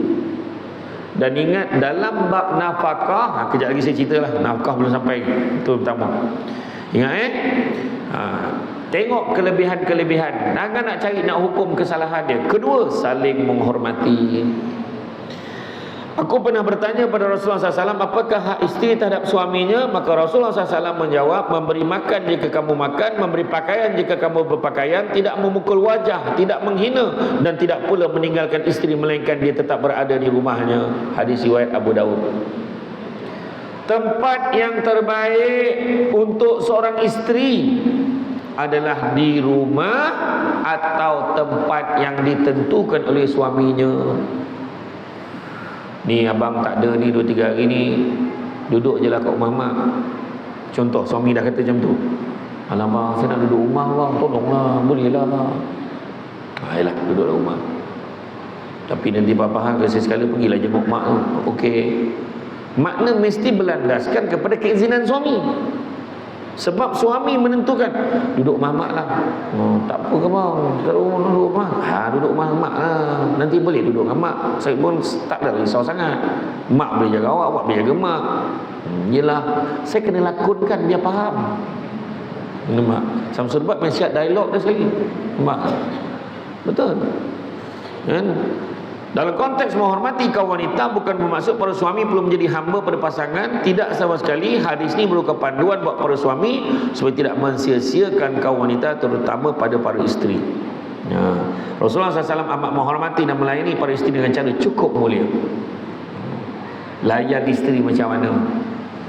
Bila makanan tu masin, ya Humairah, wahai pipi kemerah-merahan, balik nanti buat. Wahai pipi, tak apa pipi kau ni aku tak tahulah. Puih nengok color apa tak perasan bona dah. Berbolang-bolang bona tu, memerah bona tu. Dia tahu kan. Panggil isteri, ya Humairah, datang isterinya. Ada apa ya Rasulullah? Isteri dia tanya. Nampak? Isteri Nabi tanya, ada apa ya Rasulullah? Panggillah pangkat suami tu. Ada apa wahai suamiku? Pangkat suami tu, bukan pangkat kerja dia. Suami kau jauh hilang. Ada apa wahai operator pengeluaran kau hajar tu? Kan? Ada apa wahai tukang kebun sekolah? Semua dia sebut kan? Tak maksud ada apa wahai suamiku? Macam tu. Ingat tak masa mula-mula kita kahwin dulu? Kenapa Rasulullah? Kan kita makan bersuap. Ingat ya Rasulullah? Kau suapkan aku dulu. Tengok akhlak Nabi. Nabi dah tahu masakan tu masin. Dia boleh suruh suap ni lagi. Dan bila suap Nabi kunyah macam biasa. Nabi tak tunjuk muka. Masin tak ada. Sekarang bagi aku pula suapkan kamu. Bila Nabi suap aja, langsung dicapai pinggan tu buat kenapa ya Allah masin. Nampak cara kaedah Nabi ni. Nabi hormat. Pernah sekali Nabi kalau pergi ke rumah isteri-isteri Nabi ni, Nabi isteri dia ramai, jangan marah ya, memang macam tu, faham? Dia tak boleh langsung tuan. Kualiti Nabi tak sama kan. Nabi tanya, dah sampai ke giliran Aisyah? Nabi tanya, dah sampai ke giliran Aisyah? Belum ya Rasulullah. Sampai rumah satu lagi, dah sampai ke giliran Aisyah? Belum Rasulullah. Sampai satu rumah isterinya tak tahan cemburu. Dah sampai ke giliran Aisyah, dia hompeh pinggan tu. Bila hompeh, pecah berdorai. Anaknya berlari. Ada apa wahai ibuku? Langsung Nabi jawab sambil tersenyum dan sambil Nabi kutip bilah-bilah pinggan yang berderai tadi. Sambil senyum, ketahuilah wahai anak andaku, sesungguhnya ibu kamu sedang cemburu. Senyum tuan-tuan. Cuba kalau kita orang Melaka, dia hampir pinggan berderai. Kau lain kali muka aku pecahan, bukan pinggan tu. Wah, nampak? Macam tu lah garang kan suami kan. Tak, Nabi tak. Sebab Nabi hormat perasaan isteri tu. Memang dia akan cemburu. Mana tak cemburu tuan-tuan? Isteri penceramah pun cemburu. Abang tadi ada jumpa perempuan lah. Macam mana? Ceramah memang ada perempuan? Tak ada. Semua lelaki terpaksa. Ni tengok dalam gambar ni ada perempuan ni, pakai tudung tu, semua lelaki tu terpaksa. Payah bona kan. Ketiga, memberi nafkah pada keluarga. Rasulullah SAW bersabda, sesungguhnya nafkah yang kamu keluarkan kerana mengharap keredaan Allah SWT, nescaya akan dibalas dengan pahala, termasuk apa yang kamu masukkan ke dalam mulut isterimu. Hadis riwayat Bukhari. Orang lelaki kena ingat dalam bab nafkah, seorang suami mesti wajib mengutamakan isteri dan anak-anaknya dahulu, baru ibu bapanya. Kena faham ya, dalam bab nafkah. Berlaku pertembungan, mesti utamakan isteri dan anak-anak dia dulu. Itu sebab ibu-ibu yang datang ke masjid ikut kuliah, dia faham benda ni. Bila anak bagi duit, mak ni duit belanja bulan ni, ni kau bagi mak ni, anak bini kau ada tak kau bagi ni, Dah mak dia orang dah selesai awal dah, ni bagi mak ni. Kalau macam tu tak apalah, makasih banyak, murah rezeki kau. Macam tu mak faham. Bagi dekat anak bini tak dapat bagi ke mak, mak minta maaf, mak tak dapat bagi, mak berani. Sampai hati kau. Aku yang mengandungkan kau 9 bulan, menyusu badan. Apa kau joy kau ni, kau lupakan mak kau. Kan macam tu lah. Drama Melayu kan macam tu. Jadi makna kalau macam tu cakap, makna dia tak datang kuliah kat Masjid Mutaqin. Jadi seorang ibu dia kena faham, jangan susahkan anak ni. Tapi anak pula cakap, habis kalau macam tu ustaz, duit saya ngam-ngam, takkan mak saya tak bagi apa-apa. Kau patut fikir sebelum kau kahwin. Mana itu? Tapi berbuat baik dengan mak ayah abadan sampai bila-bila. Tu kena faham. Ya? Ni kena betul-betul ni. Dan satu lagi, dalam isu ibu bapa suami sakit, seorang suami tak boleh paksa isteri dia jaga mak ayah suami yang sakit. Tak boleh paksa. Boleh tak tolong jaga? Alah bang, saya takut saya tak boleh jaga elok lah bang, saya tak pandai. Yalah. Maknanya suami tak boleh paksa. Tapi kebiasaan orang perempuan, insya-Allah bang, mak abang pun mak saya juga, contoh. Sebaik-baik suami, bagilah sagu hati terima kasih isteri sebab tolong jaga mak ayah suami. Dan suami tak boleh halang isteri nak jaga mak ayah isteri yang sakit. Kalau halang, bang saya nak jaga mak saya, kesian bang, tak ada orang nak jaga, boleh tak bang minta izin saya nak jaga? Tak boleh, kau duduk rumah, aku tak sukalah kau keluar jaga mak kau duduk kat rumah ni. Maka isteri yang taat pada suami dapat pahala, suami berdosa. Yang faham? Ni kena faham ni betul-betul ni. Banyak kan isu-isunya ni kan, dia benci sangat dengan mak mentua dia. Tak boleh. Ingat tu, mak mentua, bapak mentua sama level dengan mak ayah kita. Kemudian jaga rahsia dan maruah pasangan. Maka perempuan-perempuan yang soleh itu ialah taat kepada Allah dan suaminya, memelihara kehormatan dirinya dan apa jua yang wajib dipelihara ketika suami tidak hadir bersama, dengan pemeliharaan Allah dan pertolongannya. Surah An-Nisa ayat 34. Nabi kata orang perempuan nak masuk syurga, pertama jaga solat, line clear. Jaga puasa, line clear. Jaga maruah diri, maruah suami, kata Nabi. Taat perintah suami. Dan kalau jaga keempat-empat, kata Nabi, masuklah ke dalam syurga mengikut mana-mana pintu, mengikut pilihan hati kamu. Siap boleh pilih pintu. Orang perempuan punya senang ni. Orang lelaki mana boleh pilih pintu? Dapat masuk untung. Semua nak aku ni, termasuk yang cakap. Tapi orang perempuan dah ada laluan lah, boleh pilih pintu tapi dia tak nak. Orang perempuan, Nabi waktu peristiwa Isra wal Mi'raj, Nabi berpeluang tengok syurga, Nabi berpeluang tengok dalam neraka. Nabi nampak dalam neraka ramai orang tahu lah, hingga tak tahu. Tapi macam tu dogil. Bega tu bega. Bega ni dalam bahasa orang Melaka tu stubborn, degil. Cakap orang putih, degil sangat. Jangan degil-degil. Rupanya solat boleh lagi, puasa bulan Ramadan boleh lagi.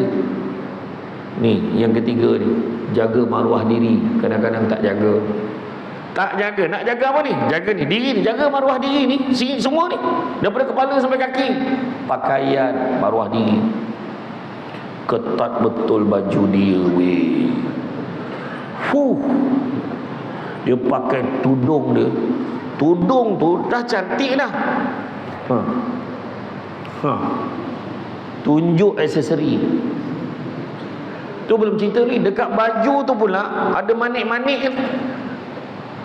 Manik-manik ada tulisan. Kita ni yang lelaki pada jauh dah silau mata, apa benda tulisan tu? Dah rakit-rakit, tahu tak dia tulis apa situ? Apa tengok-tengok, Astaghfirullahalazim. maruah diri.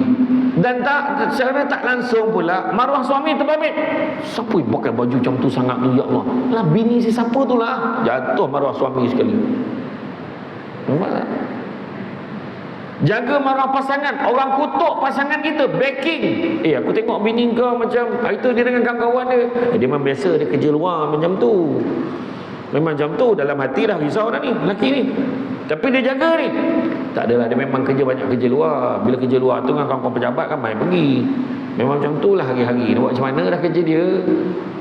Tak apalah kalau kau tahu. Balik dia tanya bini ni, apa cerita kau tadi kau dengan kau keluar dengan lelaki lain? Tak adalah bang, tadi kan grup apa pergi ni site visit. Oh ya ke? Abang macam tak tahu pula. Kan saya beritahu abang dah. Itulah tak baca mesej. Oh ya ke? Contoh. Itulah. Jaga maruah diri. Jaga. Cakaplah, aku tengok lelaki kau macam tak kerja. Ada je kat rumah. Tak adalah kak. Sebenarnya suami saya banyak buat kerja part time. Dia belum dapat kerja tetap lagi. Akak doa lah sesama. Mudah-mudahan cepat suami saya dapat kerja tetap. Yelah. Aku ingatkan dia tak kerja tadi. Dia buat backing. Ini tak dia lah yang nambah sekali. Tengok lelaki kau macam tak kerja dia, kau memang menyusahkan orang, mati lagi baik. Dia kena jangan macam tu. Itu jatuhkan maruah suami, tak boleh. Dan yang keempat tadi, taat perintah suami. Kadang-kadang tanya, dia ingat prosedur je. Abang, tadi kawan-kawan dekat tukang kawan masjid kat Masjid Mutakin, dia ada beritahu ada buat rombongan bang. Buat rombongan, pergi mana?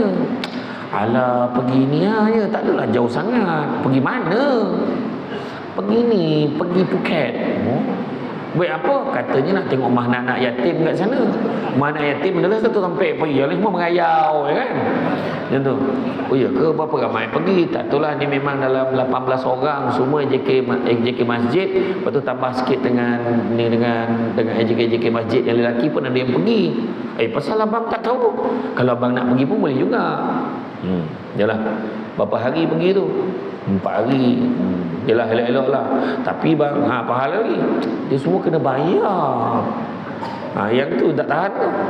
Berapa kena bayar tu? Tak adalah banyak sangat. Dalam 2,500 macam tu. Bila nak kena bayar tu? Kalau ikutkan semalam. Semalam.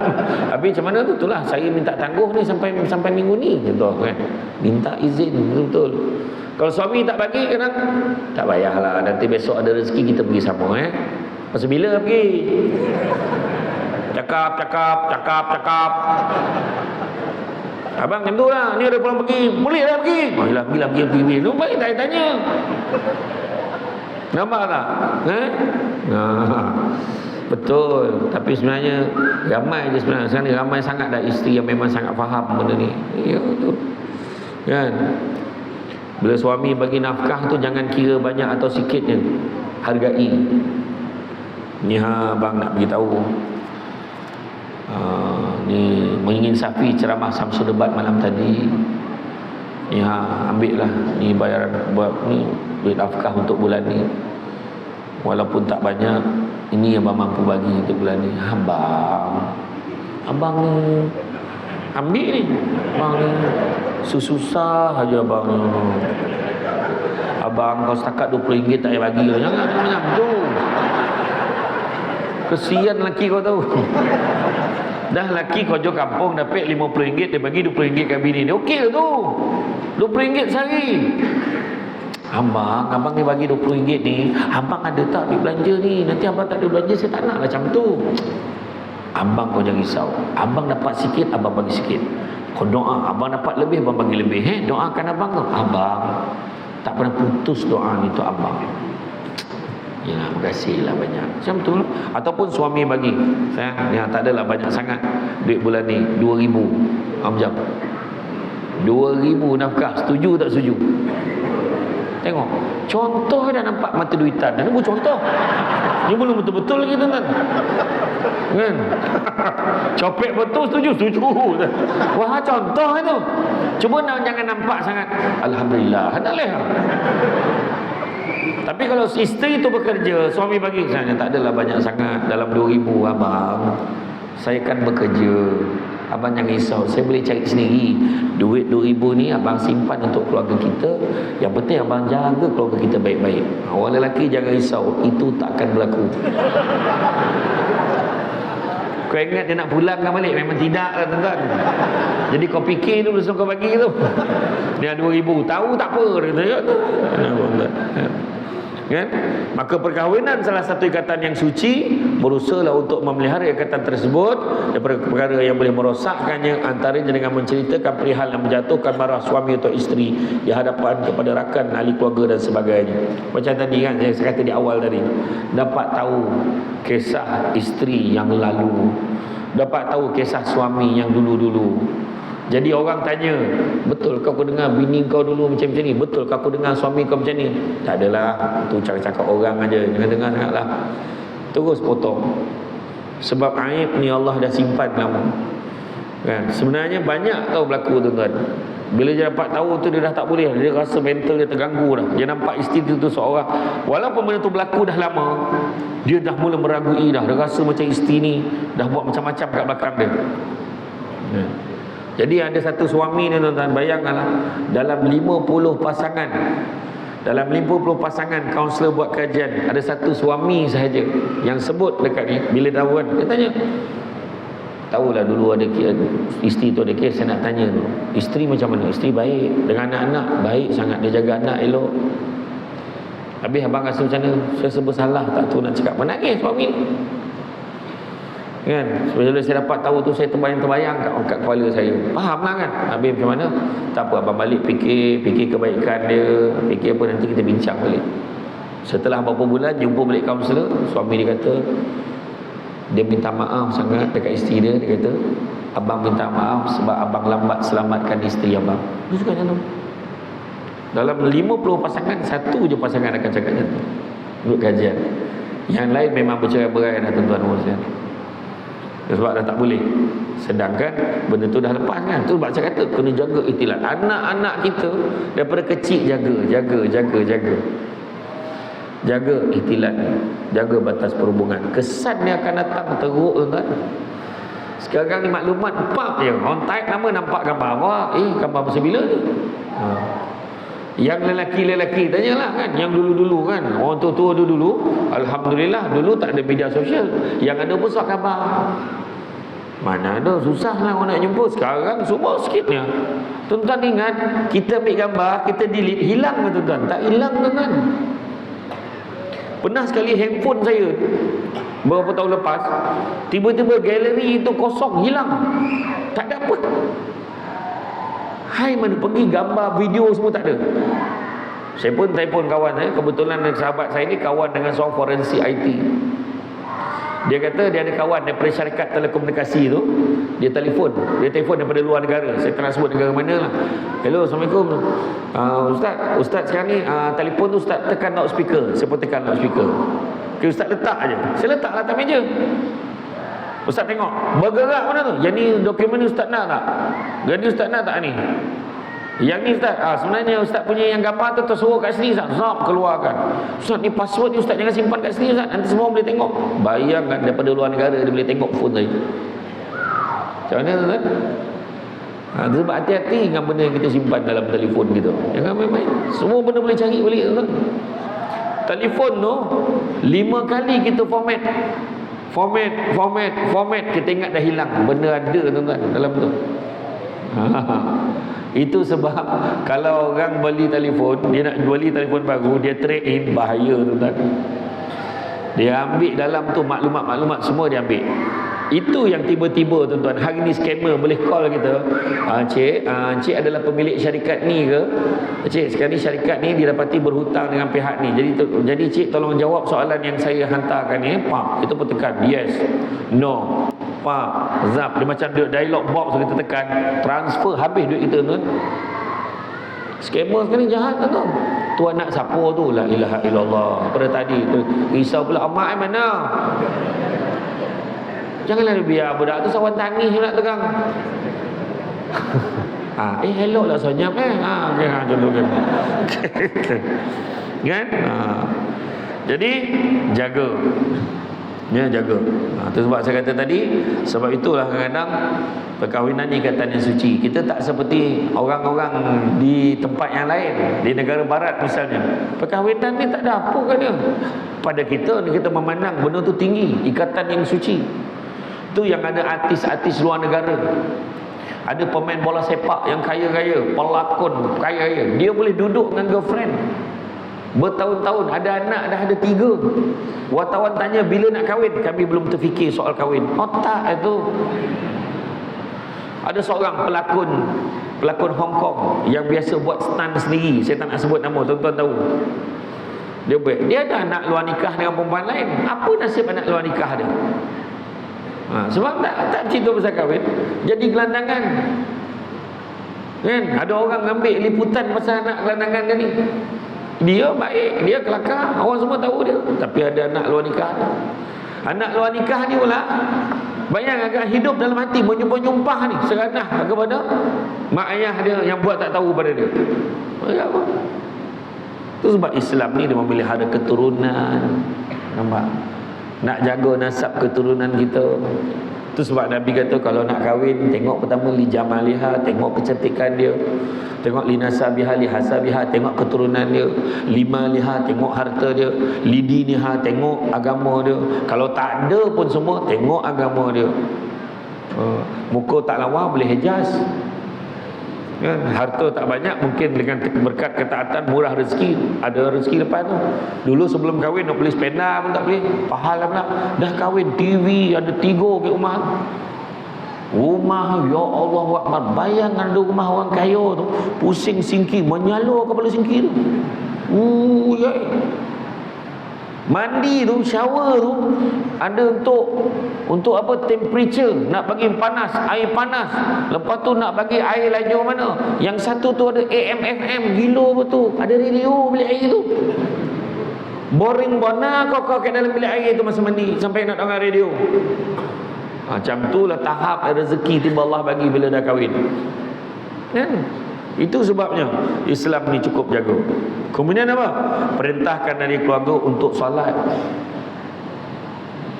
Wow, betul. Bangun pagi, solat sama-sama. Ni orang perempuan, nak orang perempuan yang rajin grup fardu ain ni, yang grup kebelah duha ni, dia rasa dia bajet-bajet, dia lagi suci daripada suaminya. Bukan orang sini, orang tempat lain. Bangun pagi tak ada kejut lelaki dah. Dia bangun dia sembahyang sini je. Dia tengok lelaki tu. Bismillahirrahmanirrahim. Alhamdulillah. Lepas bagi salam, Assalamualaikum. Assalamualaikum. Dia lap muka tengok lelaki kat katil. Neraka lah orang tua ni, mesti sadap kau seorang masuk syurga. Kejut suami tu sembahyang sama. Abang bangunlah subuh.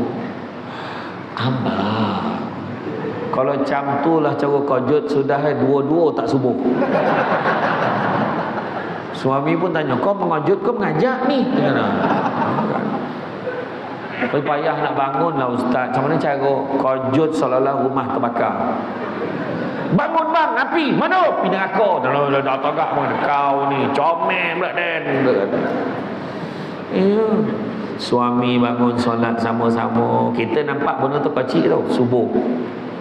Bila bangun subuh kan anak, jom kita sembahyang, pergi kejutkan anak. Kesianlah bang, anak kita kecil lagi, nantilah kesian dia nak tidur. Jangan, kanak-kanak yang berusia 4-5 tahun lebih mudah diasuh solat berjemaah subuh berbanding kanak-kanak berusia 40 tahun. Faham tak? Kejut suami ni bang, semua dah sedia dah. Suami ni, Nabi pesan apa? Bezakan rumah tangga kamu dengan kuburan, dengan kubur. Jadi macam mana bezanya? Rumah tu dilantunkan dengan bacaan ayat-ayat suci Al-Quran. Allahu Akbar. Anak-anak belakang, isteri belakang sana. Bismillahirrahmanirrahim. Alhamdulillahi Rabbil Alamin.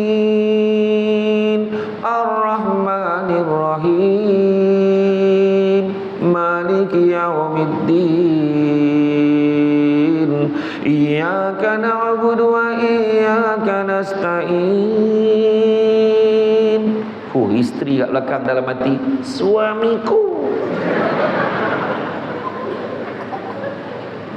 Tapi kono pula suami yang jangan-jangan jadi imam, bismillahirrahmanirrahim. Bini belakang Fatihah pun tak betul tu.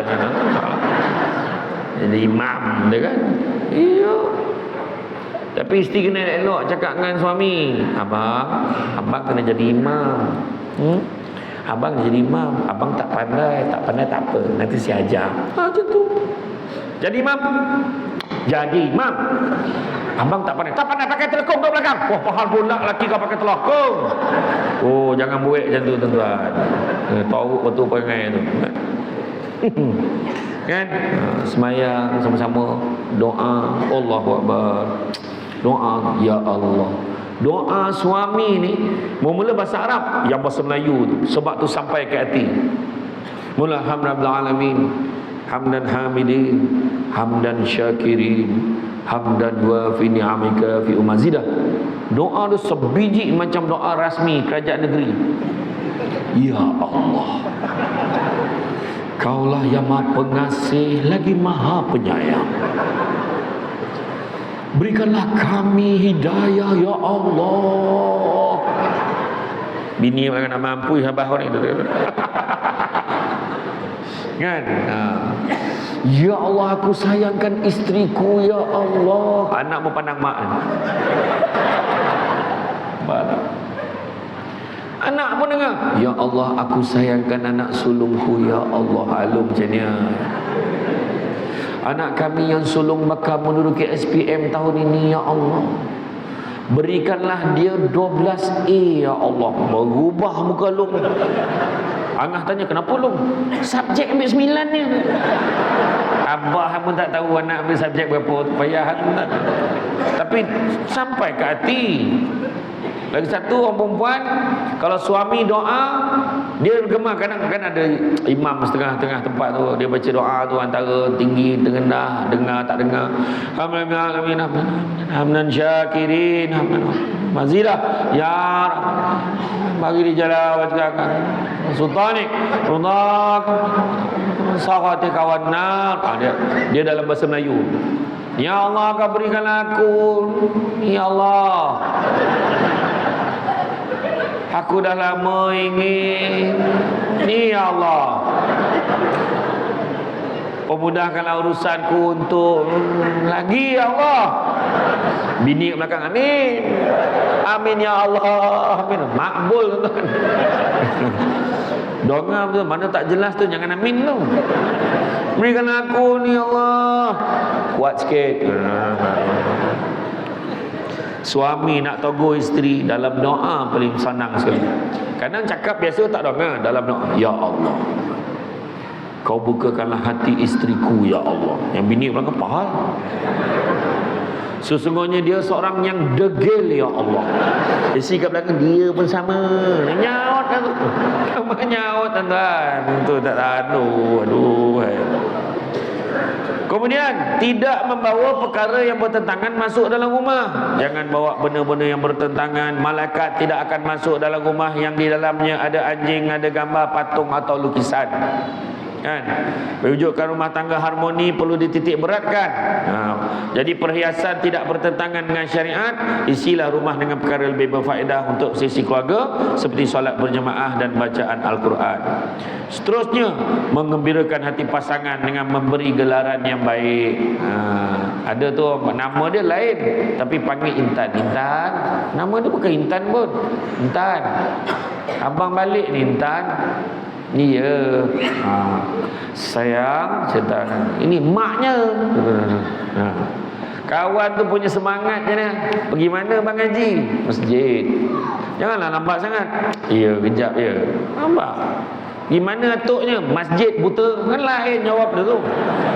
Dia kena bahasa yang baik. Kan? Jadi begitu juga kalau kita tengok yang perlu dilakukan sebaliknya buat para isteri memanggil suami gelaran baik-baik. Jadi apa juga yang perlu dilakukan, kita boleh mengamalkan nak mewujudkan keluarga sunnah supaya dapat berkat tadi. Keluarga sunnah. Tapi sebelum tu ada soalan ni dah sampai kat saya ni. Bagaimana caranya untuk saya menasihati suami saya agar selalu solat berjamaah di masjid? Saya sangat bahagia ketika ini, tapi saya nak juga lihat suami saya ke masjid selalu seperti suami orang lain. Jadi dia nak tengok suami dia pergi masjid sebab tengok suami orang lain pergi. Tak betul. Dia kena nak suami pergi ke masjid kerana Allah. Jadi bang, jom kita pergi sembahyang jemaah di masjid. Jadi kalau nak cakapkan dia, bang tahu tak sembahyang jemaah di masjid, tahu tak berapa kali ganda daripada sembahyang seorang? Berapa kali ganda? Oh, tahu semua. 27. Tak ada pun. Dalam 20 lebih macam tu lah. 35. Tak bawah 30. Tak ada. Semua orang tahu 27. Tapi kenapa tak ramai? Macam masjid ni tak ada masalah. Sebab saya dengar kuliah subuh pun memang macam ni ramai ni. Setiap hari saya dengar lah, ada yang terperanjat. Ya ke? Kan? Mudah-mudahan untuk malaman semua, jangan tunggu malam ni je datang ramai-ramai. Setiap malam ada kuliah kat masjid ni. Masjid ni disediakan untuk orang-orang yang bertakwa. Itu sebab nama dia muttaqin. Tahu? Jangan tak datang. Malahan guru-guru takmir yang mengajar di masjid ni setiap malam, demi Allah lebih mendalam ilmunya daripada Samsul Debat. Ini cakap betul. Samsul Debat ni ngajar yang general-general macam ni bolehlah. Yang berkitab ni itulah yang datang setiap malam. Jangan tak datang. Malam ni kau datang, ribut potih, hujan bersabung menyabung, kau datang kan, sebab Samsul Debat punya hal. Tapi kalau boleh janganlah tak datang untuk malam-malam lain, ya. Tengok kenapa Samsul Debat ceramah tu lain, sebab ramai. Ni kau yang datang 5-6 orang, semua kadang-kadang tiang lagi ramai daripada orang. Tu yang ngantuk yang baca kitab tu. Dia katakan, iya kan? Jadi sebab kalau ikutkan, malahan Nabi kata apa? Nabi kata kalau ikutkan hati aku, Nabi kata ikutkan hati aku, nak sahaja Nabi bercita-cita. Kalau ikut hati aku, nak saja aku pergi bakar rumah orang yang tak pergi sembahyang jemaah di masjid. Nabi kata. Tapi Nabi tak buat. Kalau Nabi buat jadi sunnah. Kerana tak ada kerja lain, nak orang pergi bakar rumah orang tak pergi sembahyang kat masjid. Imam pergi bakar rumah ni ada imam sampai ada rumah imam pula kena bakar. Itu masalah tu. Tapi maksud dia makna Nabi bagi penekanan datang sembahyang jemaah di masjid. Tuan-tuan tengok macam mana. Tuan-tuan tak suka tengok macam mana, macam mana punya lawa masjid ni. Kepada siapa yang baru datang malam ni, selamat datang diucapkan. Walaupun dah lama duduk kat sini. Aku semester 4 tuan-tuan, aku cakap kan. Tengok yang paling untung atas tu. Dia kalau yang ke atas ni, kalau opera tiket mahal atas tu. Nampak tak? Nampak? Tak ada tanggung duduk selesa, kapet tebal, sujud terbenam muka. Saya malam ni lah saya merasa tengok imam bawa kuliah Ayyuhal Kafirun dengan Qul Huwallahu Ahad. Sebab kalau dia baca panjang sikit, lolap kat kapet ni weh. Tu sebab makna datang masjid steady sini, baca tak payah panjang pun. Kan? Tu dia. InsyaAllah datang, tengok tuan-tuan. Orang perempuan dah bersuara. Dia nak sangat suami dia pergi masjid. Pergi masjid.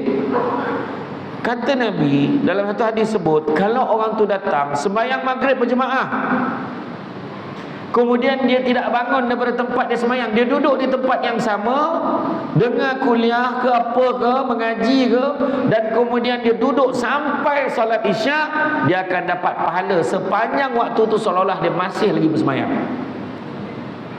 Tu lebih dia. Tu sebab ada orang tu dia tak beranjak pada tempat duduk dia sembahyang tadi. Tapi ada setengah orang yang dia punya ilmu lagi tinggi, dia toreh cek dinding. Dia bangun cek dinding nak dengan ceramah ni kan contoh. Tapi tak ada masalah. Dia tak payahlah beralih, ni contoh je. Ya, contoh. Kan Allahu Akbar. Tiang aku punya ambil away kata kan.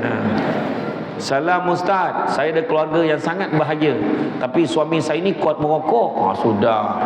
Bila ditanya bila nak berhenti, dia kata tunggu dapat hidayah baru nak berhenti. Dan saya selalu demam bila bau asap rokok tu buat saya pening dan mabuk. Tolong saya. Mabuk ni dia banyak jenis. Tolong tengok kau mengandung apa, tolong tengok. Kan? Sebenarnya rokok ni memang kalau ikutkan majlis fatwa memang hukumnya haram. Berubah muka tu. Saya pergi ceramah dekat masjid Simpang 4 di Pulau Pinang. Simpang 4 Simpang 4 ke Simpang 5 yang sebelum jambatan kedua tu, Pulau Pinang. Simpang 5 ke Simpang 4? Simpang 4 je tu. Simpang 4 Pulau Pinang. Dekat dinding masjid kat luar tu ada ditampal tu keputusan Majlis Fatwa Kebangsaan, dalil ayat Quran, hadis, kesimpulan isap rokok haram. Ada seorang pakcik tu berkopiah ada, dia baca tu sambil isap rokok. Nak fikirlah. Aku pun tak faham nak gambar keadaan macam tu, tuan-tuan. Macam itulah babal orang ni kalau dia isap rokok, tuan-tuan. Dia boleh baca dan tak rasa apa-apa. Ni tanya, ni tak ada rasa apa dah. Tu orang lain tu, tak ada apa kan. Sebenarnya dalam kalau boleh berhenti dah, tuan-tuan. Kan? Saya tahu bukan senang. Buat macam ni. Contoh, saya ada seorang kawan saya, dihisap satu hari dua kotak je. 2 kotak maknanya satu kotak berapa batang? 20 apa? 20 batang. So satu hari 40 batang. Kita buat macam ni. Minggu ni 40 batang sehari. Minggu ni 40 sampai Ahad. Minggu depan 39 batang sehari. Minggu satu lagi 38 batang sehari. Minggu satu lagi mati, contoh. Mudah-mudahan Allah dan malaikat mencatat kita sedang berusaha nak berhenti. Macam tu tahu. Jangan, memang kalau tahu berhenti takut ada mudarat lain, kadang ada efek. Kan? Kalau nak berhentilah. Kan? Ini sebenarnya ada perbezaan pandangan, katakan. Jadi orang perempuan dia tanya, dia nak berhenti, dia kata tunggu dapat hidayah. Jadi mungkin orang perempuan boleh carikan isteri seorang lagi, nama dia Hidayah untuk dia. Tuan-tuan, senang ya. Maksud hidayah ni apa maksud hidayah? Adakah hidayah tu accident terbalik kau selamat? Bukan itu. Hidayah ni tak cukup ke Quran dan hadis sebagai petunjuk untuk kita. Hidayah ni petunjuk. Macam tu je lah, tuan-tuan. Saya ni kenapa tak isap rokok sampai ini? Sebab mak saya dah bagi ultimate lah ayat ni. Anak mak jangan isap rokok. Mas sekarang tak isap rokok. Macam tu kan. Kalau anak abah isap rokok arwah abah isap tu. Kan? Macam tu lah, tuan. Boleh berhenti lah, tuan ya. Sampai dah bersuara perempuan. Assalamualaikum Ustaz Samsul Debat. Tolong bagi tips bagaimana nak tegur ipar-ipar dan biras-biras yang tidak menutup aurat ketika kami berkumpul di rumah bapa mertua. Tegur cara yang lembut tapi kesan yang sangat mendalam. Mereka semua sangat baik hati. Memang betul. Nak hari raya. Kan? Orang lelaki pun sama bukan kata perempuan. Dia pakai kain plekat, tak berbaju. Dia tidur kat ruang tamu. Kipih kemudian kuat, berkibar kawan tu. Anak tengah lancar sepe 3 kali 3, apa tu? Hilang sepe, tuan-tuan. Kan? Yang orang perempuan pun sama. Ingat dekat dalam tu, tahu batas aurat kita dengan ipar biras kita. Kita kena ingat, jangan tunjuk ni rambut kita ni, tengok. Kadang baju pun ketat-ketat, jaga, kena jaga benda-benda ni. So senangnya dekat pintu masuk rumah, zon menjaga aurat. Macam tu. Hari ni masalahnya orang kita ni, dia bukannya tutup aurat, dia balut aurat. Pakai tudung elok dah, tapi baju ketat, tuan-tuan.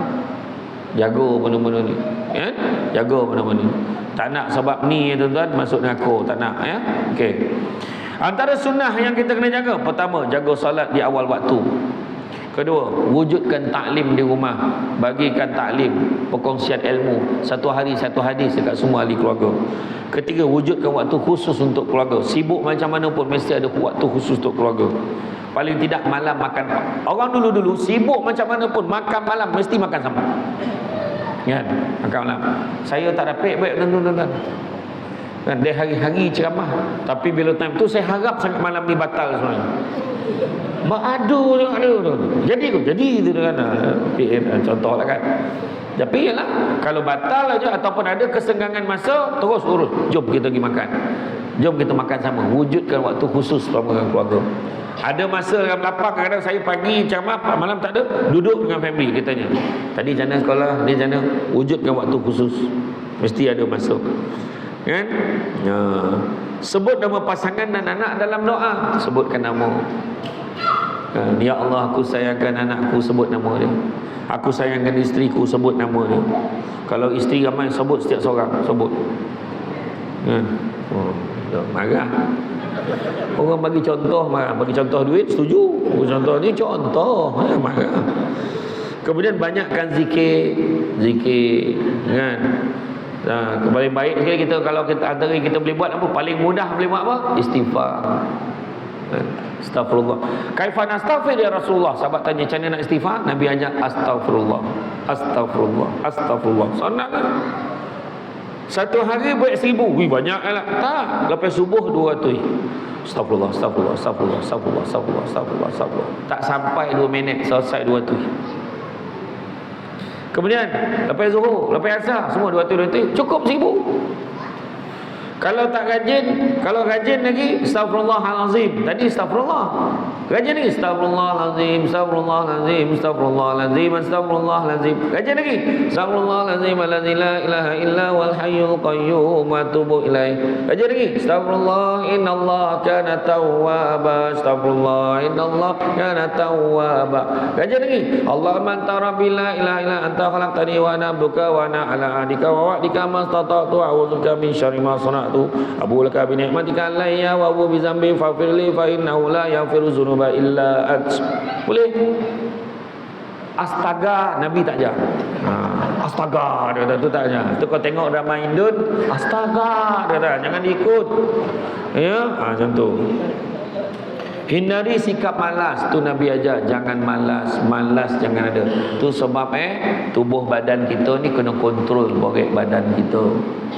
Sebab berat badan ni mempengaruhi kemalasan kita. Tidur pula tilam sadap, badan berat, terbanam. Nak bangun tu usaha kan, la ilaha illallah. Saya kena itu di masa pergi umrah baru ni, dapat hotel Double Tree by Hilton. Tilam ni, ya Allah Akbar, terbanam dengan. Itu yang mutawif saya cakap tu. Ya Allah, banyak dosa tilam. Tilam tu berdosa. Ya, cabaran yang besar. Tapi bila badan tu, sebab kita nak kurus, sebab apa? Sebab kita ringankan badan kita nak bangun daripada tempat tidur. Kerja pun produktiviti kita tak terganggu. Kemudian tidak merungut, bersihkan hati, sentiasa sabar, tidak mengharapkan pujian makhluk. Nak orang puji-puji kita, tak perlu. Kekalkan mawadah dalam keluarga, bercinta je dengan isteri, bercinta, panggilan jangan ditukar. Tu panggilan maknya, bapaknya, anda berapa anak seorang, lepas tu dapat cucu, atuknya. Wahai suamiku yang kukasihi. Macam tu. Cuba tengok Nabi dengan isteri Nabi. Ada satu malam tu Nabi berselimut, dalam selimut dengan isteri dia. Wahai isteriku, sedihkah kiranya kau izinkan aku untuk bersolat sunat barang seketika? Nabi sebutkan Aisyah. Bukan Nabi takut bini, itu bahasa puitis. Sedihkah kiranya kau izinkan abang untuk pergi berjuang? Macam tu lebih kurang. Tapi Nabi kata, sedihkah kau izinkan aku untuk bersolat barang seketika? Nabi nak solat sunat. Tahu tak apa kata Aisyah? Tidaklah aku lebih suka kalau kau terus bersamaku di dalam selimut ini ya Rasulullah, tapi pergilah kau ya Rasulullah. Balik nanti cuba pakai ayat tu. Wahai isteriku, sedihkah kiranya kau izinkan aku pergi minum dengan member-member kat kedai mamak depan tu barang seketika? Semuanya berhabis lah kan, memakak lah macam tu. Cakap, tidaklah saya lebih gembira kalau abang terus bersama dengan saya di rumah ini, tapi pergilah bang, jangan lupa bungkus roti canai dengan teh tarik ikat tepi. Macam tu. Itu maksud dia. Kemudian tunjukkan cinta dan penghargaan. Bagi cinta, penghargaan. Saya sampai sekarang bercinta dengan isteri. Indu betul abang dengan isteri abang. Abang kadang-kadang tak tahan tengok jadual ceramah ni. Abang tu, isteri kan macam tu. Dia kena macam tu. Dia gembira kalau tu macam tu. Kena cakap macam tu. Iya. Orang perempuan, dia memang suka hadiah fizikal ni. Balik bawa sesuatu. Orang perempuan dia suka tau, yang penting janji tanda ingat. Orang perempuan nak macam tu. Kecil-kecil pun tak apa, janji ingat. Contoh yang kecil-kecil macam Habib jual kan kecil. Ui, pitam mah Habib jual pilih kan. Tak ada lah, jangan lah. Makna bawa balik coklat ke, bawa balik makanan ke, dia okey dah. Betul. Kemudian tidak berlaku kasar. Saya kata tadi, jangan berkasar dengan isteri, jangan berkasar dengan suami. Ada suami yang dikasari oleh isteri, jangan ingat suami je, isteri pun ada. Naik motor tuan-tuan, depan kedai kuncin, dia rem motor, cepatlah sikit. Rumah jerit dalam kereta, dah dekat dalam kedai tu. Ingat anak suami ni buat barang. Suami duduk belakang tuan-tuan, ceria pegang barang. Orang lelaki sini jangan buat tuan-tuan. Macam mana tahu pun kita, biar kita bawa motor. Biar dia marah kat belakang tak apa. Ini dah lah kena marah duduk belakang lah. Di wheelie cicir lagi tu. Aduh, parah kan. Jangan, ya. Jago. Bawa bakul berisi limau. Sangat borek, payah nak jenjeng. Biar mati di bahap harimau daripada mati digigit anjing. Jago maruah orang lelaki. Aduh pula. Kono bahap harimau mati. Steady lah. Macam mana dia mati? Kena bahap harimau. Wih, besar ke harimau tu? Besar juga. Kan sadap cerita tu. Ni kena gigit anjing, melumpur-lumpur langsung mati. Bodoh kan. Betul lah kan. Sentiasa berbuat kebaikan, buat baik pada isteri, buat baik pada suami, kan? So isteri taat aja pada suami. Abang ni nak keluar pergi bang. Ni abang dah bawa nasi ni. Terima kasih bang. Makan. Dah kenyang, makanlah sikit. Okey, makan. Ni abang ada bawa surat ni. Tinggal kau nak sign je. Sign. Jangan nama tu sign aja, sign. Tak payah baca pun, saya yakin dengan abang. Sign di sebelah belakang. Boleh tak? Boleh tak? Suami nak transfer tanah nama kita. Itulah dia orang perempuan. Dia tak membunuh, dia tak mencuri, dia tak maki. Ada satu masalah ni, sangka buruk tak pernah hilang. Untuk dia, cuba belajar sangka baik sikit. Langsung terlepas. Tak nak sign. Tak dapat tuan-tuan. Orang lain yang sign. Apa salah dia? Kemudian jadilah suami yang rajin. Ingat suami, orang perempuan dekat rumah tanggungjawab dia kalau ikutkan dua je. Orang perempuan di rumah dua sahaja. Melayan suami, melahirkan anak. That's all. Melayan suami, melahirkan anak. Itu sahaja.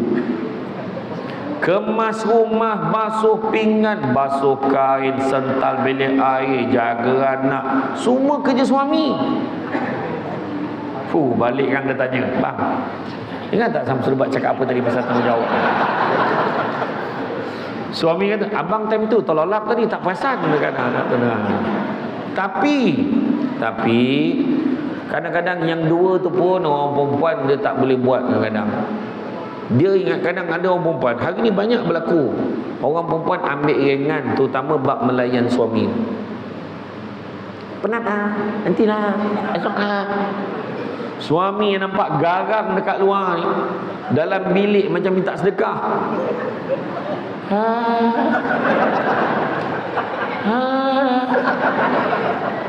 Tolong. Orang perempuan. Iya kan. Penat lah, besok lah tak ada kerja lain ke? Bayangkan tu boleh sahun, tak ada kerja lain. Suami ni lagi tua, lagi besar keinginan dan kemanjaan dia. Betul perempuan, layan ni. Suami, kan Nabi pesan, layanlah suami kamu walau di belakang unta sekalipun. Tapi janganlah sesaja kau cari belakang unta tu. Maksud itu, kalau suami kata on tak on, on. Faham tak? Kalau boleh, sebelum minta dah bagi. Boleh tak kan? Cubalah. Abang malam ni nak keluar jam, jangan lambat tau. Malam ni tak jadi dia keluar tuan-tuan. Ini nantilah, besok lah, nantilah. Dalam golap dah macam ni takkan. Ya tuan, kesian. Ada satu cerita lah, ni bukan tak ada dalam hukum pun. Dia cerita dengan satu ustaz tu, ustaz pening boleh ustaz, isteri saya tak layan saya lah ustaz. Kenapa dia tak layan? Macam-macam lah. Dia sibuk lah, dia aktif lah, dia pengurusi jiran wanita lah, dia ketua tukang masak lah, ketua muslimat kat masjid lah, macam-macam. Lepas tu berapa kali lah, tak ada lah, tak berapa kali. Saya tak ingat last bila saya bersama dengan dia. Jadi cerita, suruh dia jumpa saya. Jumpalah ustaz ni. Dia sound ustaz tu, pahal. Dia sound ustaz tu. Pahal. Betul ke saya dengar kamu tak layan suami kamu? Saya dengar kamu tak layan suami kamu. Saya ni penat ustaz. Saya pun belajar agama juga, saya tahulah, tapi dah saya penat. Banyak benda saya buat. Saya kerja lagi, balik lagi, mahaban, berzanji semua saya grup. Kemudian tukang masak pun saya. Ketua ni masak, lepas tu ni penceramah datang pun saya juga ketua masak. Lepas tu ni semua gotong royong pun saya juga kepala ni. Nak selaraskan perempuan-perempuan dekat kampung tu bukan senang. Tapi saya bukan tak layan suami saya langsung. Dalam setahun tu adalah 2-3 kali. Mak teruk setahun 2-3 kali. Jadi ustaz ni apa akal dia nak jadi? Apa akal dia nak cakap dengan bini? Dia pun create benda tu.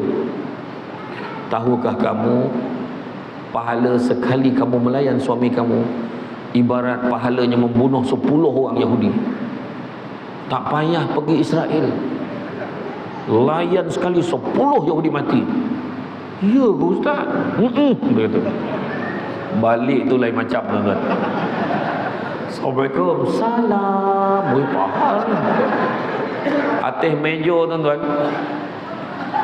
dia masak segala binatang masakan. Tongak, lilin, makan. Lepas malam tu, lepas main isyak kan, Assalamualaikum warahmatullahi, Assalamualaikum warahmatullahi, doa walhamdulillahirabbil alamin. Berangkat bini yang pergi ke suami, bang, apa dia? Jom kita bunuh Yahudi. Diajak teroris tuan-tuan. Lepas tu kuda oleh dia kojok, bang, bangun bang. Apa dia? Ada lagi Yahudi nak bunuh ni bang. Tak berhenti pula dia tuan-tuan. Pukul 3 pagi, bang, 10 lagi Yahudi bang. Lah, tak berhenti. Pukul 5 pagi dia kojok, bang, bangun bang. Apa dia? Lelaki dah bising. Apa dia?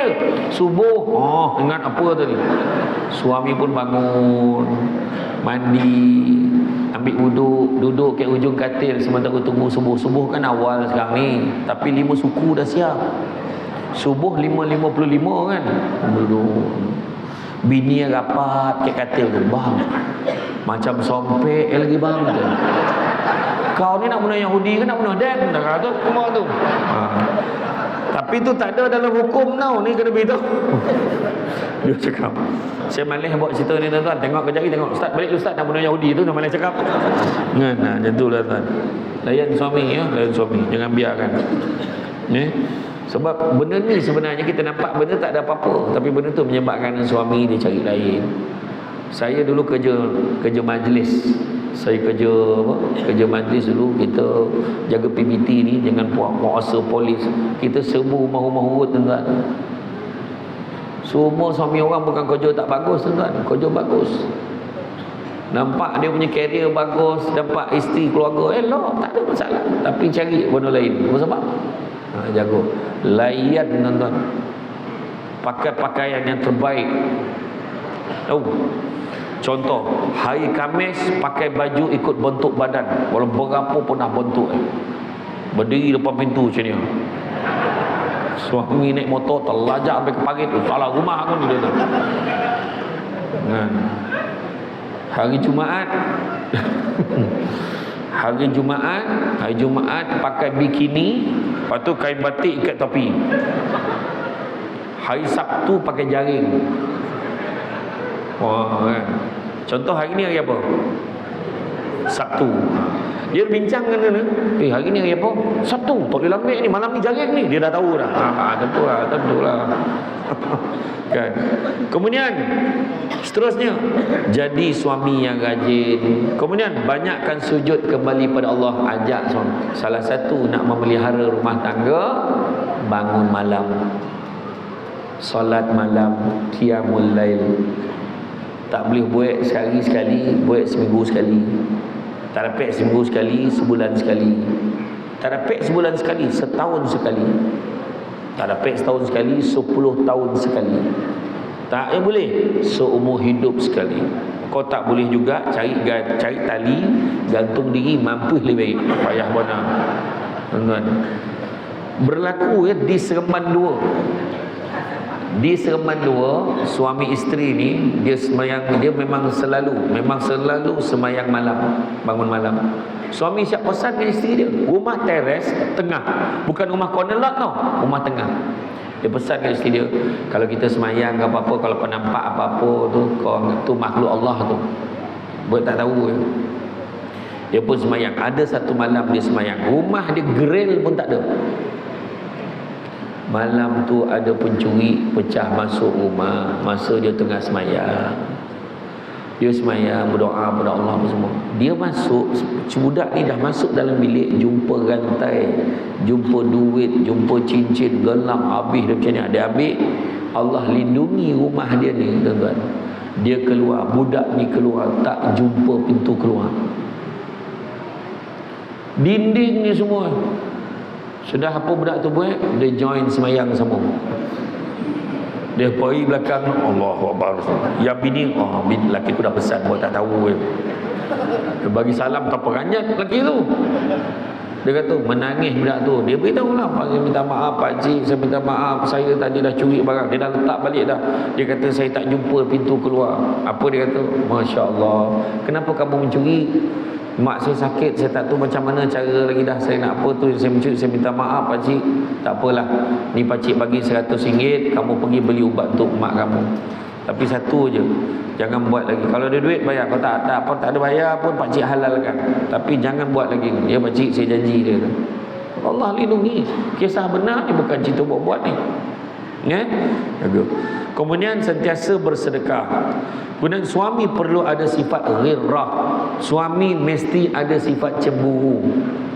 Kalau suami tak ada sifat cemburu, tak ada rasa syak, baik semua, itu salah satu keadaan yang menjurus kepada dayus.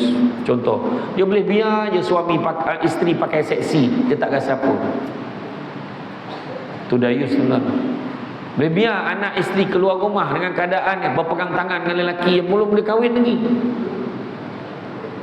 Itu dayus tuan. Kena jaga benda tu. Ada isteri, bayangkan isterinya pergi dengan rakan sekerja, dengan bos dia pergi karaoke, isterinya seorang je perempuan. Suami tak rasa apa, teruk tuan. Kena tegur ya. Kemudian banyakkan berdoa. Maka marilah kita contohi peribadi Rasulullah SAW dan para ummahatul mukminin yang telah menjadi qudwah dalam melayari kehidupan berkeluarga yang penuh dengan sakinah, mawaddah, warahmah. Jadi saya faham tuan-tuan, tenungan mata pandang topat tu saya faham. Kaki dah beralih-alih tu, kojak lurui, kojak bengkok, dah nguntuk-nguntuk lutut tu saya faham. Saya faham benar. InsyaAllah. Ada yang lelap tak? Aduh, alhamdulillah. Dia sebenarnya kalau kuliah duha muslimah mesti sudah ada ustazah ajar kan. Baca doa kat depan ni, insya-Allah hilang ngantuk. Pernah tak ustazah ajar doa tu? Doa tu senang ya, kalau kita baca hilang ngantuk orang yang doa. Bismillahirrahmanirrahim. Wabil lahil taufik wal hidayah. Wassalamualaikum warahmatullahi wabarakatuh. Hilang ngantuk tuan-tuan. Ada yang menyalin ni tak tahan. Saya belum baca itu, saya ajar tu, tahu. Siapa yang nak lalak tu, wabillahi taufiq wal hidayah, dah habis tu, jaga tu. Tapi saya belum baca tu tuan-tuan. Serba ajar tu bercamah gurau ya. Jadi apa pun saya ucap terima kasih banyak tuan-tuan muslimin. Kata orang sepandai-pandai itu paling melompat akhirnya jatuh ke tanah jua. Walaupun perkongsian sudah tamat, mudah-mudahan meresap ke dalam jiwa. Jadi ingatlah apa yang saya pesan, walaupun sikit. Kata orang, cantik dipandang rumah penghulu, kayu tu okey dari papan. Alang-alang menuntut ilmu, sebutir pasir kembangkanlah menjadi intan. Tenang-tenang air di laut, sampan kolek mudik ke Tanjung. Hati terkenang mulut menyebut, jasa baik pihak masjid menjemput, rasa nak junjung.